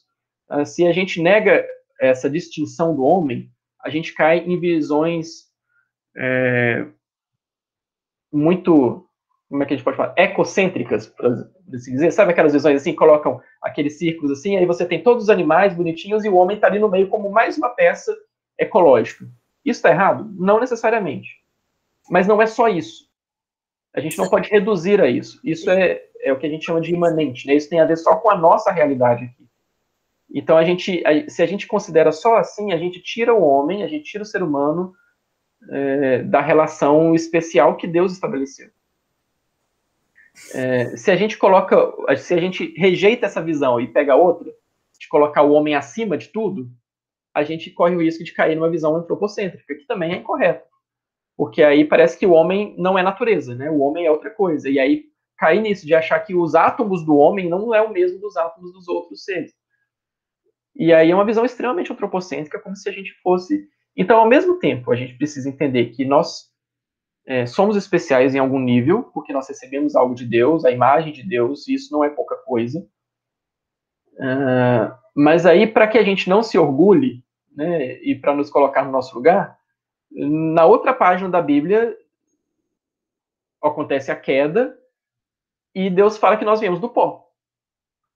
E se Deus fala que nós viemos do pó, eu preciso reconhecer que a minha estrutura, a minha base é a mesma de todos os outros seres de todo o universo. Toda a minha constituição é a mesma dos outros animais. Toda a minha constituição é a mesma de todos os outros seres que existem no mundo. São os mesmos átomos, é o mesmo DNA, é o mesmo desenvolvimento embriológico. Uma coisa que eu estava pensando essa semana justamente sobre isso é quando lá no Davi, no Salmo 139, ele fala lá, né, que de modo assombroso me formaste. Ele está falando do embrião. E ali parece que muita gente, e eu não tinha me dado conta disso, é como se a gente pudesse ler aquilo pensando, olha como nós somos especiais, Deus me formou de forma assombrosa. Mas se você parar a pensar que ele está falando do processo embrionário, isso vale para todos os seres vivos, todos os animais que têm um processo embrionário. Porque é assombroso para o Davi, para o ser humano, mas é assombroso para todos os outros bichos. Então, aquilo ali não é para me colocar como alguém especial, porque eu sou assim, os outros bichos não são. Não, se você for olhar o peixe, o réptil, eles têm um processo embrionário que tem os mesmos fundamentos do meu. Então, é assombroso para ele também. Ou seja, são essas coisas que não são essas coisas que nos tornam especiais. Essas coisas nos ligam a todo o resto da criação. Então, a gente precisa entender que, na verdade, a maioria das coisas que a gente acha que nós somos especiais em relação ao resto, na verdade, são coisas que nos ligam ao resto. A nossa inteligência já se demonstrou que não é algo tão especial assim, porque vários outros bichos têm processos de inteligência. Enfim, muitas coisas. Questões sociais, né? Nossa capacidade de sociabilidade, a gente tem aí os animais sociais. Enfim, muitos distintivos que nós, ao longo dos séculos, fomos achando que eram só nós, a gente meio que já perdeu esse trono. E é para isso mesmo, é para a gente sair desse pedestal, entender que nós fazemos parte de um sistema que Deus criou e nós somos parte disso. Ontem teve uma live, só para concluir esse raciocínio, teve uma live ontem sobre questão ambiental e a fé cristã no canal da BC2. Recomendo muito que vocês assistam depois. E depois teve um debate no final, assim, um painel com 4, 5 pessoas, e um dos caras que estavam lá falou um negócio que eu achei muito interessante, sobre a posição do homem na criação. A gente tende a perceber isso, tem a pensar nisso também, né? Deus foi criando todas as coisas, como se Deus estivesse aperfeiçoando, e isso é uma balela, até que Deus chega na cereja do bolo, é o homem, né? Tipo, no sentido de que é melhor do que todo o resto. Tem as suas coisas aí diferenciadas, né? Mas isso deveria nos colocar em uma condição de humildade, né? De, mais uma vez, nos tirar do pedestal, porque isso pode ser encaixado com a ideia de pirâmide trófica, de alimentação, de energia. Plantas estão lá embaixo, né? Elas foram criadas bem no começo e elas são autossuficientes, elas fazem fotossíntese, elas não precisam de muita coisa. Outros animais, eles vão surgindo depois, tem os herbívoros, tem os carnívoros, enfim. Tem uma sequência aí no processo de criação que tem a ver com a sequência trófica, de alguma forma, né? Talvez não dê para fazer esse encaixe totalmente, mas a gente vem por último, e se a gente olha para tudo que a gente depende, geralmente quem está no topo da cadeia é aquele que depende de todo o resto da cadeia. Isso é interessante também, a gente perceber que se a gente está no topo da cadeia, se a gente é essa cereja do bolo aí, entre aspas, Isso deveria gerar uma humildade muito maior, porque a gente depende de tudo que foi criado antes. Então, isso nos coloca como dependentes. A gente depende de todo um processo, de toda uma estrutura ecológica, de todo um sistema. A gente precisa disso funcionando para que a gente exista. Se a gente destrói esse negócio, é burrice. É pura burrice. Porque a gente precisa de uma estrutura funcionando. Então, a gente não está ali porque a gente é... Na verdade, a gente devia olhar para o nosso fato de ser o último elemento da criação. Isso nos devia gerar mais humildade. Falar, nossa, tem toda uma existência aqui que não dependia de mim. E eu dependo de tudo. Se a gente pensar aí, o surgimento do homem há 200 mil anos atrás e o surgimento do universo há 13 bilhões de anos, o universo viveu 13 bilhões de anos sem mim, muito bem, dando glória a Deus. Se os céus proclamam a glória de Deus, o universo estava aí proclamando a glória de Deus e eu não estava. O universo não precisava de mim. Né? Então a gente é fruto de graça. A gente é fruto de graça e não dá pra gente se elevar e achar que a gente é isso tudo. Não. Isso tudo para falar do átomo do cara lá que achava que o átomo dele não era o dos outros seres.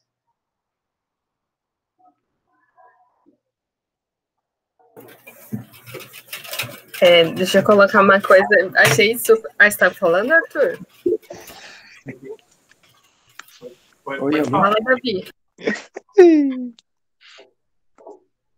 Veja só.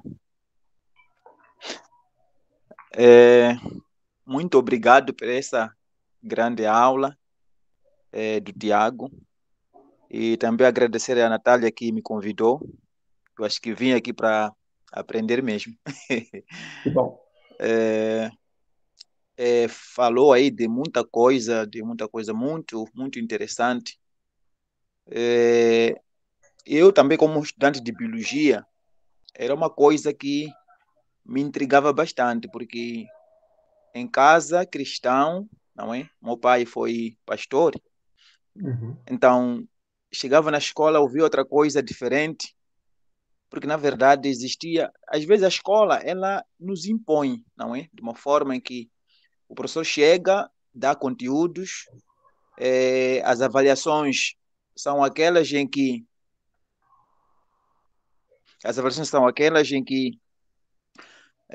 são de tipo obrigatório, Sim. não é? Ou obrigatória. E eu recordo de outra vez, aqui em Campo Grande, estava com um grupo de professores, estávamos já num piquenique assim. Então, falou-se da evolução. Então, eu dizia para os professores que, às vezes, o erro que tem nesse tipo de ensino, se calhar é que os professores acabam incutindo os seus estudantes, obrigando os seus estudantes que falem sobre a evolução da forma que eles entendem. Mas se fosse possível dividir em grupos, cada estudante trazer aquilo que sabe sobre a evolução, aquilo que pode saber sobre a evolução, se calhar teria mais informações importantes. Eu nunca ouvi falar dessas grandes figuras que você trouxe aqui, da atualidade. Se não falar de Darwin, só falar parece que falar de evolução é contra a criação. Não é bem isso. Certamente não é bem isso. O Darwin foi membro da igreja. E tem estudo sobre isso. Eu sei um pouco disso. Mesmo o Lamarck também foi membro da igreja. Então, existe esse conflito e, às vezes, tentarem colocar o homem com o macaco que tem a mesma origem, tal, não sei. Até pode ser sim. Nada que podemos também... pode também se contestar com o tempo, né? Isso também é possível. Então, eu acho que com algumas coisas que eu estava falando aqui, eu estava copiar aqui no meu computador, vou tentar ler mais para poder também aprofundar. Gostei muito. Muito obrigado. Muito bom, muito bom. Maravilha. Tiago, eu só queria colocar aqui que é interessante porque é exatamente isso que o David estava falando, né? Não sei se vocês estão me ouvindo, é que está chovendo, graças a Deus, que está muito tempo sem chover nesse lugar. Está dando para ver. Bem do lado da janela. Mas o que é triste é que parece que a gente foi colocado mesmo para escolher, né? Se você é cristão, você tem que escolher. Ou você vai para a evolução, que é super ateia, contra Deus, ou você vai para o criacionismo, porque aí sim, você é um cristão genuíno. Então, sempre sofri muito com isso na igreja, até brincava muito com o Pedro, que a gente já tinha outras conversas sobre isso, mas eu não conseguia pensar e colocar de uma forma, assim, tão didática, assim, do modo como você colocou, e o que me fez pensar bastante era isso. Parece que sempre a gente teve que optar, mas da onde veio isso? Veio do que você mesmo disse, que são essas questões das afirmações metafísicas, que não tem nada a ver com ciência, é o jeito como eles interpretavam aquilo e como também o David colocou. Aí os professores vêm com as interpretações deles, totalmente sem propósito, né, que não existe propósito em nada disso, e trouxe isso para nós. Só que, e daí o que acontece, né? A gente é formado dessa área. Eu, nessa disciplina de evolução que eu tive, que eu considero a melhor que tive na vida, foi agora no doutorado ano passado, esse professor, ele falou toda a história do Darwin, depois falou sobre filosofia da ciência, falou de todas essas pessoas envolvidas e como a evolução, a teoria estava crescendo, então eu aprendi muito sobre a evolução, só que falhou nisso, exatamente no que você falou, e que para mim foi o chave de hoje, que é estudar mais a teleologia e estudar tudo isso que tem saído nessa área. Então, agora, o meu foco vai ser para essa área. E daí, é triste, porque, então, a gente é construído nessa área, pensando assim, que não tem propósito, aí os cristãos não se manifestam, ficam que nem eu, só fogem dos debates. É difícil debater. Verdade, exato, é péssimo, eu detesto. Mas o que eu quero dizer é, em vez, a nossa tarefa como cristãos, e para mim foi o que mais ficou dessa palestra também, é nós como cristãos precisamos realmente mudar essa nossa visão e incorporar a nossa cosmovisão naquilo que a gente estuda, e olhar a evolução dessa forma, né? Então, por isso que para mim ficou bem claro, assim, de estudar mais a teleologia, que você mostrou que tem uma linha linda de pesquisa aí, e a gente não precisa fugir, e nem os cristãos não precisam achar que vai para o design inteligente, ou, desculpa, mas para o criacionismo de terra jovem, porque ele é o mais dentro da Bíblia, quando, na verdade, eu não sei se vocês estão tentando entender o que eu estou entendendo que eu estou colocando, mas parece que os cristãos se apagaram em tudo isso por causa da nossa doutrinação naturalista, cientificista da faculdade, e a gente não tem se manifestado como cristãos dentro da evolução, sabe? Que é, como você falou, a comunidade científica hoje, ela está completamente... É a teoria que mais explica o nosso paradigma. Tudo está dentro disso. Então, está na hora mesmo da gente se manifestar e estudar mais para sermos cristãos com a visão correta dentro dessa área, né, do estudo da evolução. Muito bom. Só um parênteses rapidinho do que a Natália falou.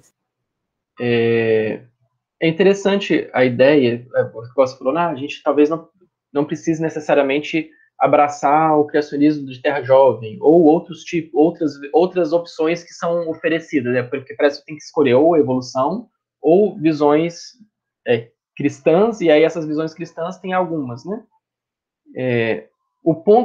A ideia de abraçar uma ou outra é legítimo. O ponto aqui, eu acho, principal, é reconhecer que essa é mais uma visão legítima. Eu acho que o grande problema é que até hoje a gente não está aceitando que essa visão seja mais uma das visões legítimas para um cristão. É como se, olha, o cristão não pode, ele pode escolher entre essas aqui, seja a terra jovem, a terra antiga, ou o jeito assim assado. Essas são legítimas, mas essa não. E a gente precisa, pelo menos, mostrar que essa é uma opção viável, é legítima. Um cristão pode abraçar isso sem estar trazendo um compromisso para a fé, assim, comprometendo a sua fé. Eu acho que a grande questão, o grande desafio nosso é mostrar que essa é mais uma opção viável. E um cristão não está em pecado, ou um cristão não está perdendo a salvação. Ela é legítima. As outras também são, então tudo bem, pode usar as outras também, justamente por isso. A gente está dentro de uma visão ortodoxa da fé, né, dentro de uma visão que respeita as escrituras, que respeita a fé cristã, a tradição da fé cristã, a fé evangélica ou católica, né, enfim. Dentro dessa visão, essa visão ela é possível. Então a gente precisa pelo menos afirmar isso, mesmo que eu não a aceite. Esse é um ponto. Quem ia chamar aí foi primeiro Pedro, depois ele, Evelise, né? Isso. Uhum. Pedro. Cadê o Pedro? Na verdade, eu não tenho muito a acrescentar em termos biológicos, porque eu sou da geografia e confesso que biologia era a minha grande dificuldade na escola.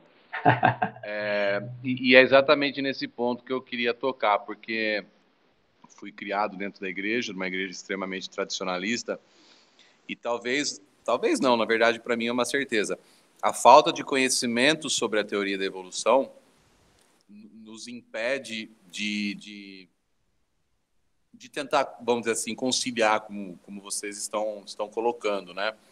Porque se você não conhece, e eu confesso que eu conheço muito pouco, conheço o que eu aprendi no ensino médio, e já faz um bom tempo que eu saí do ensino médio, então essa falta de conhecimento sobre a teoria, e sempre criado na igreja ouvindo exatamente que isso vai totalmente contra a Bíblia e que uma coisa é contra a outra necessariamente, impede a gente que é ignorante na área, né, de falar, não, é possível, como vocês estão colocando, né? É só esse comentário mesmo. Joia, muito bom, Pedro. Muito bom, Pedro. Evelise? Primeiramente, parabéns, Thiago, pela sua palestra. Foi bem didática, assim, bem esclarecedora, principalmente para quem é leigo no assunto, igual eu, né, de outra área, assim. Então, assim, mas é uma área muito interessante. E aí, como foi falado, aí essa questão deixa eu até abrir. Essa questão do evolucionismo e do criacionismo, né? Por quê? É como a Natália falou, eu, como cristã, eu sempre entendi a questão do criacionismo mesmo, né? Então, assim, meio que são duas ideias que entram ali num certo debate. E aí eu não via realmente uma possibilidade de eu, sendo cristã, defender o evolucionismo. Ou, pelo menos, cogitar, né? Que existisse essa hipótese dentro do cristianismo. Então, quando você traz agora um ponto de vista que realmente, pelo menos, faz a gente pensar, né? Como você disse, é uma outra possibilidade, é uma outra perspectiva. Então, quer dizer, não é uma porta a ser fechada. Dá sim para a gente pensar sobre isso, né? Conversar, se questionar. Então, realmente, eu fiquei surpresa, porque eu não cogitava evolucionismo, não. Para ser bem sincera, assim, eu não vou dizer que eu refutava, mas, assim, a minha inclinação era realmente mais para o criacionismo. Como eu disse, é algo novo, então eu teria que me aprofundar mais, né, dar uma olhada melhor sobre isso, mas foi bem interessante para abrir, né, um outro ponto de vista, vamos dizer assim, ou abrir a própria visão mesmo, né. E aí até eu fiquei curiosa, porque daí você falou assim, que o criacionismo, que o evolucionismo, ele não entraria na questão de Big Bang e tudo mais. Eu não sei se eu entendi direito, seria isso mesmo? Seria algo relacionado... o evolucionismo, ele começa a partir do que já foi criado, dali para frente, uma questão de adaptação das espécies, de habitat, seria relacionado a isso? Não entraria, então, numa questão de um ponto inicial? Isso, são duas coisas, deixa eu ver se eu vou chegar aí. A questão do criacionismo versus evolucionismo é interessante. Porque essa visão que eu apresentei, assim, de entender que a evolução é compatível com a fé cristã, é o que nós chamamos de criacionismo também. É um criacionismo evolutivo. Esse é o nome. Ou seja, a ideia não é escolher entre evolução e criacionismo, né? É justamente entender que uma visão cristã da evolução, ela também é um criacionismo, porque nós entendemos que Deus criou todas as coisas, isso é a base do nosso credo, né? Deus criou todas as coisas, isso é inegociável. Então, na verdade, todo cristão que assume as suas bases de fé, as escrituras sagradas, o credo apostólico, é um criacionista. Se eu como biólogo, né, a Natália como bióloga, a gente vê o processo de evolução como proposto e todos os mecanismos que estão ocorrendo, e eu considero que essa ciência que é feita está correta, até que, sei lá, daqui a 200 anos alguém pense alguma coisa diferente. Mas, como eu disse, dos últimos 160 anos é o que tem mostrado uma explicação mais plausível. Se eu olho para isso e considero que essa explicação científica está correta, eu não abandonei o meu criacionismo. Eu simplesmente entendi que dentro do meu criacionismo, os mecanismos que Deus usa para fazer as coisas, para fazer a vida se desenvolver, é esse mecanismo que está sendo proposto aqui. Então, essa é a ideia, entendeu? Então, é um criacionismo evolutivo. O evolucionismo, e a gente precisa falar um pouco mais sobre ele é uma extrapolação metafísica da teoria da evolução. Lembra que eu falei? A teoria da evolução, ela é como uma teoria científica, ela é restrita ao campo dela, que é o campo das ciências biológicas. Ela só pode dar pitaco ali. Teorias científicas, elas precisam ser assim, elas têm limites muito específicos, muito, muito claros.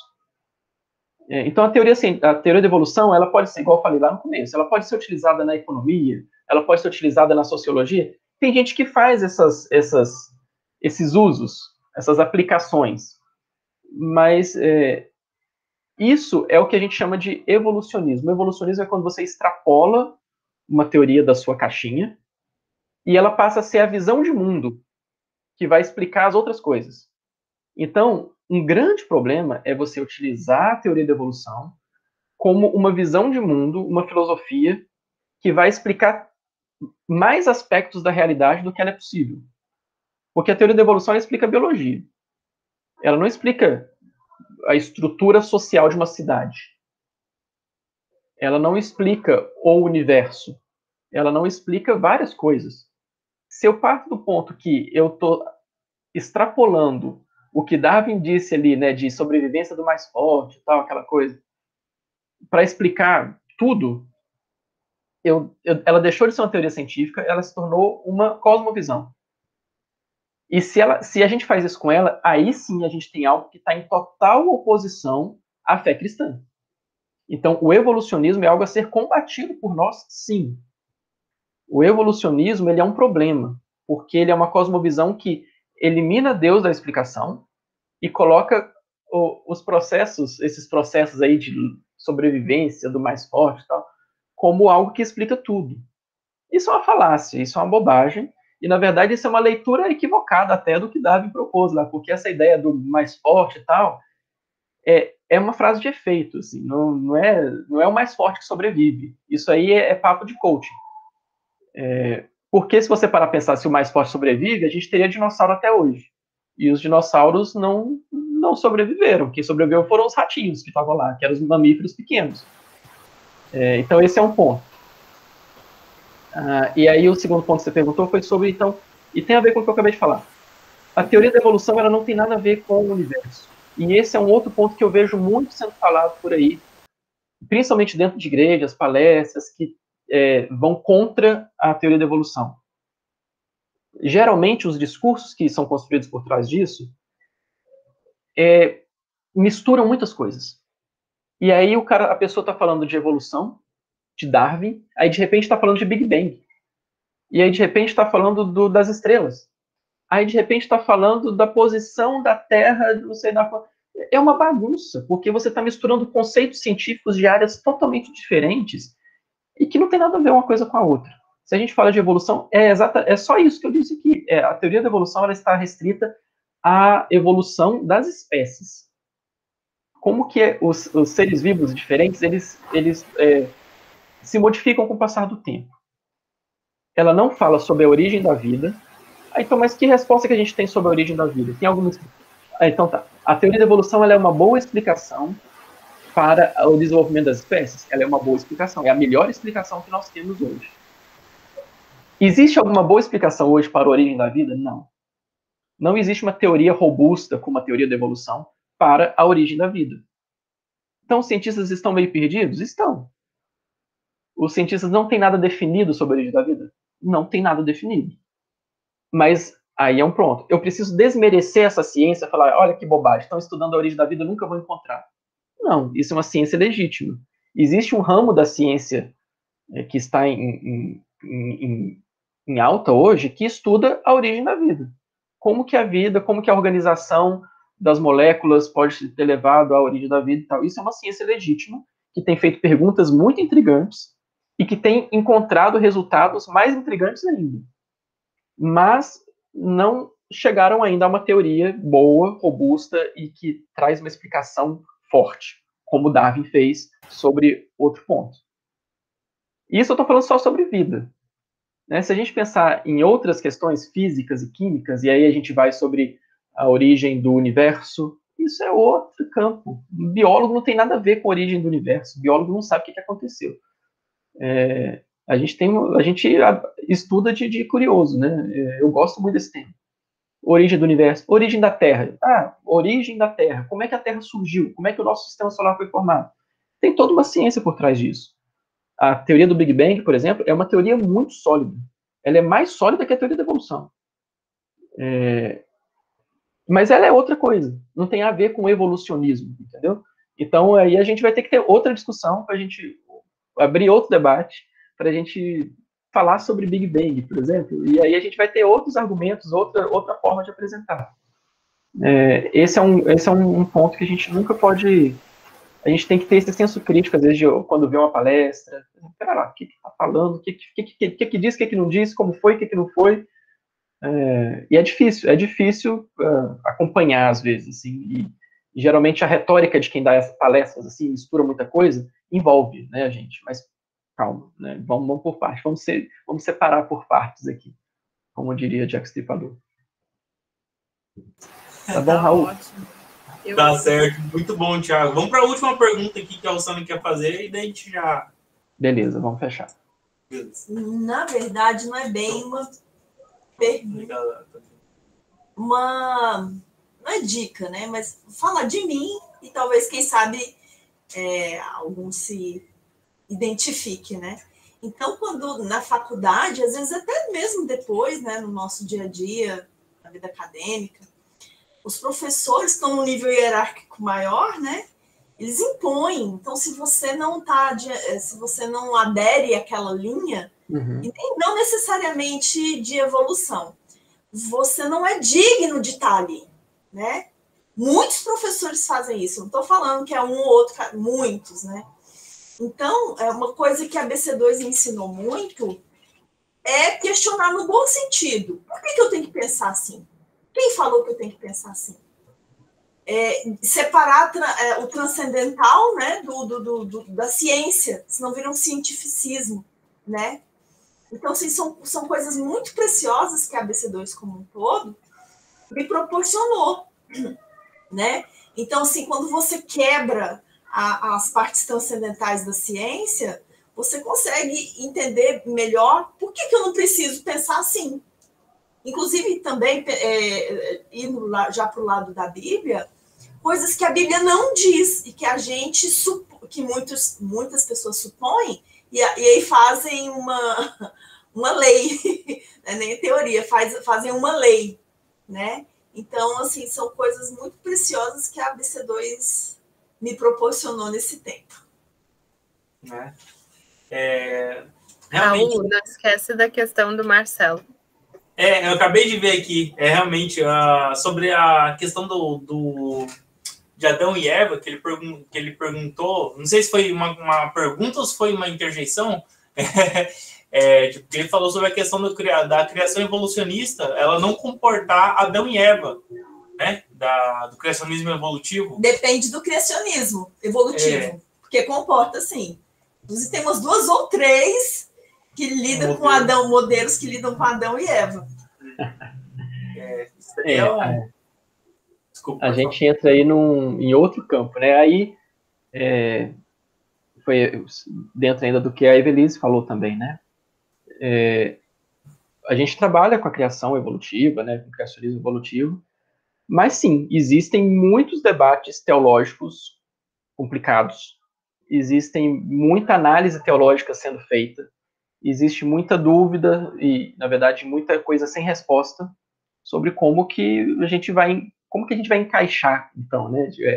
Aí já é um problema. Será que a gente deve encaixar as coisas ou tem coisas que não são encaixáveis?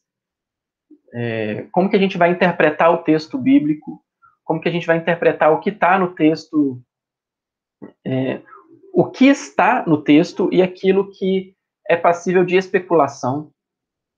E, enfim, isso gera um debate muito grande. Existe muito biblista, existe muito hebraísta, existem hermeneutas, né, gente que está aí fazendo a interpretação do texto, e muitos historiadores tentando entender a questão de como que a mensagem é transmitida, né, como que a mensagem bíblica, o que ela queria dizer ali no contexto.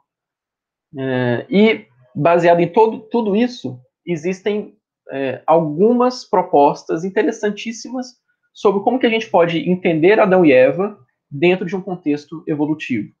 É possível? É possível. Existem modelos muito interessantes, existem propostas muito interessantes que não dá para a gente falar aqui agora, mas existem modelos que tratam disso, buscam respostas para isso, e tem respostas, e aí tenho que ser honesto, existem respostas que são meio esdrúxulas, existem respostas que são meio estranhas demais, assim, e que parece que forçam alguma heresia. Existem. Mas, ao mesmo tempo, existem respostas muito boas e que não ofendem o texto, não ofendem uma boa teologia, não ofendem a ortodoxia da leitura das Escrituras, não ofendem nem a inerrância das Escrituras. Tá? Isso é importante a gente perceber. Então, a gente tem que parar de ver as coisas, às vezes, no preto e no branco, né? E entender que existem nuances aí, existem realmente propostas que são meio heréticas, muito heterodoxas. Existem propostas melhores que não traem o compromisso com as Escrituras. Existem sim. Depois a Rosana e o Raul mandam aí no grupo alguma coisa sobre esses modelos. A gente tem alguns textos sobre isso muito, muito, muito instigantes. Tá bom? Tem um artigo longo no próprio site da BC2. Na verdade, tem 2 artigos que tratam disso. Eu acho que eu traduzi um deles e o outro não lembro qual que foi. Ah, massa, Thiago. Se eu não me engano, acho que o Alexandre tinha comentado que nesse livro aí, O Mundo Perdido de Adão e Eva... O Mundo Perdido de Adão e Eva, ele traz um desses modelos, uma dessas propostas. Sim, não é a única. Só que ele faz uma abordagem da perspectiva da teologia, se eu não me engano, não é? Ou não? Da perspectiva teológica e da perspectiva exegética, né, histórica do texto. Ele faz a exegese do texto, assim, vai ao fundo nos termos utilizados e vai ao fundo na questão histórica. Ele analisa a arqueologia e o contexto histórico dos povos da Mesopotâmia. O autor, John Walton, ele é um teólogo e ele tem um doutorado e é um dos maiores especialistas hoje no Antigo Oriente, na antiga Mesopotâmia. Então, ele analisa o texto a partir dessa luz. Ele não fala nada de biologia, não fala nada de evolução. Ou seja, a partir da perspectiva dele, ele mostra como que a gente pode interpretar Adão e Eva. É uma visão muito interessante. Do aspecto criacional, né? Entendi. Sim, respeitando, ele é um teólogo que faz parte da fé cristã ortodoxa, como nós respeitamos, e ele é um dos grandes nomes aí, ele é alguém que pode ser respeitado, sim. Entendi. Não, legal. Beleza? Olha. Bem, é isso, pessoal. Muito obrigado a todos, beleza, né? Acho que foi um debate muito legal, assim, teve bastante interação do pessoal. Obrigado, Nath, por mediar nosso diálogo, né? Com todo o seu conhecimento, por também fazer esse convite aos seus amigos. Né? Sejam bem-vindos. Sejam bem-vindos para estarem conosco. A Nath é a ponte de contato com você, conosco, mas assim, estamos abertos, se quiserem fazer perguntas, se quiserem sugerir temas também, né, para outros eventos, fiquem à vontade. Thiago, também muito obrigado por, mais uma vez, pela apresentação, foi brilhante, né? Ainda que não seja a minha área, como alguns aqui, foi uma oportunidade muito boa de entender um pouco melhor como que essa ideia de evolução ela se aproxima do pensamento bíblico, né? Isso realmente foi fantástico. né? Muito bom, gente. Ô, Pedro. É comunismo. Essa era a nossa briga, porque na igreja era o Pedro comunista e o evolucionista. Então a gente era assim, os piores da igreja. E só herege. Só herege. Né?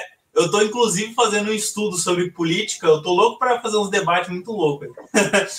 Ó, tamo dentro. Olha aí. Ai. Estou fazendo um estudo. Peguei uma coleção sobre história do pensamento político do Eric Voegelin. Depois, né? Então, tipo, tem coisa. Mas muito obrigado, gente. Pedro fica Deus com abençoe. o contato do Raul. A gente troca contato para trocar figurinhas. Beleza? Obrigado, gente. Mais uma vez. Deus abençoe. Né? E é isso aí. Tchau, Obrigada, gente. Valeu, gente. Tchau. Até a próxima. Obrigado. Tchau. Obrigado. Boa noite. Tchau. Então, pega noção.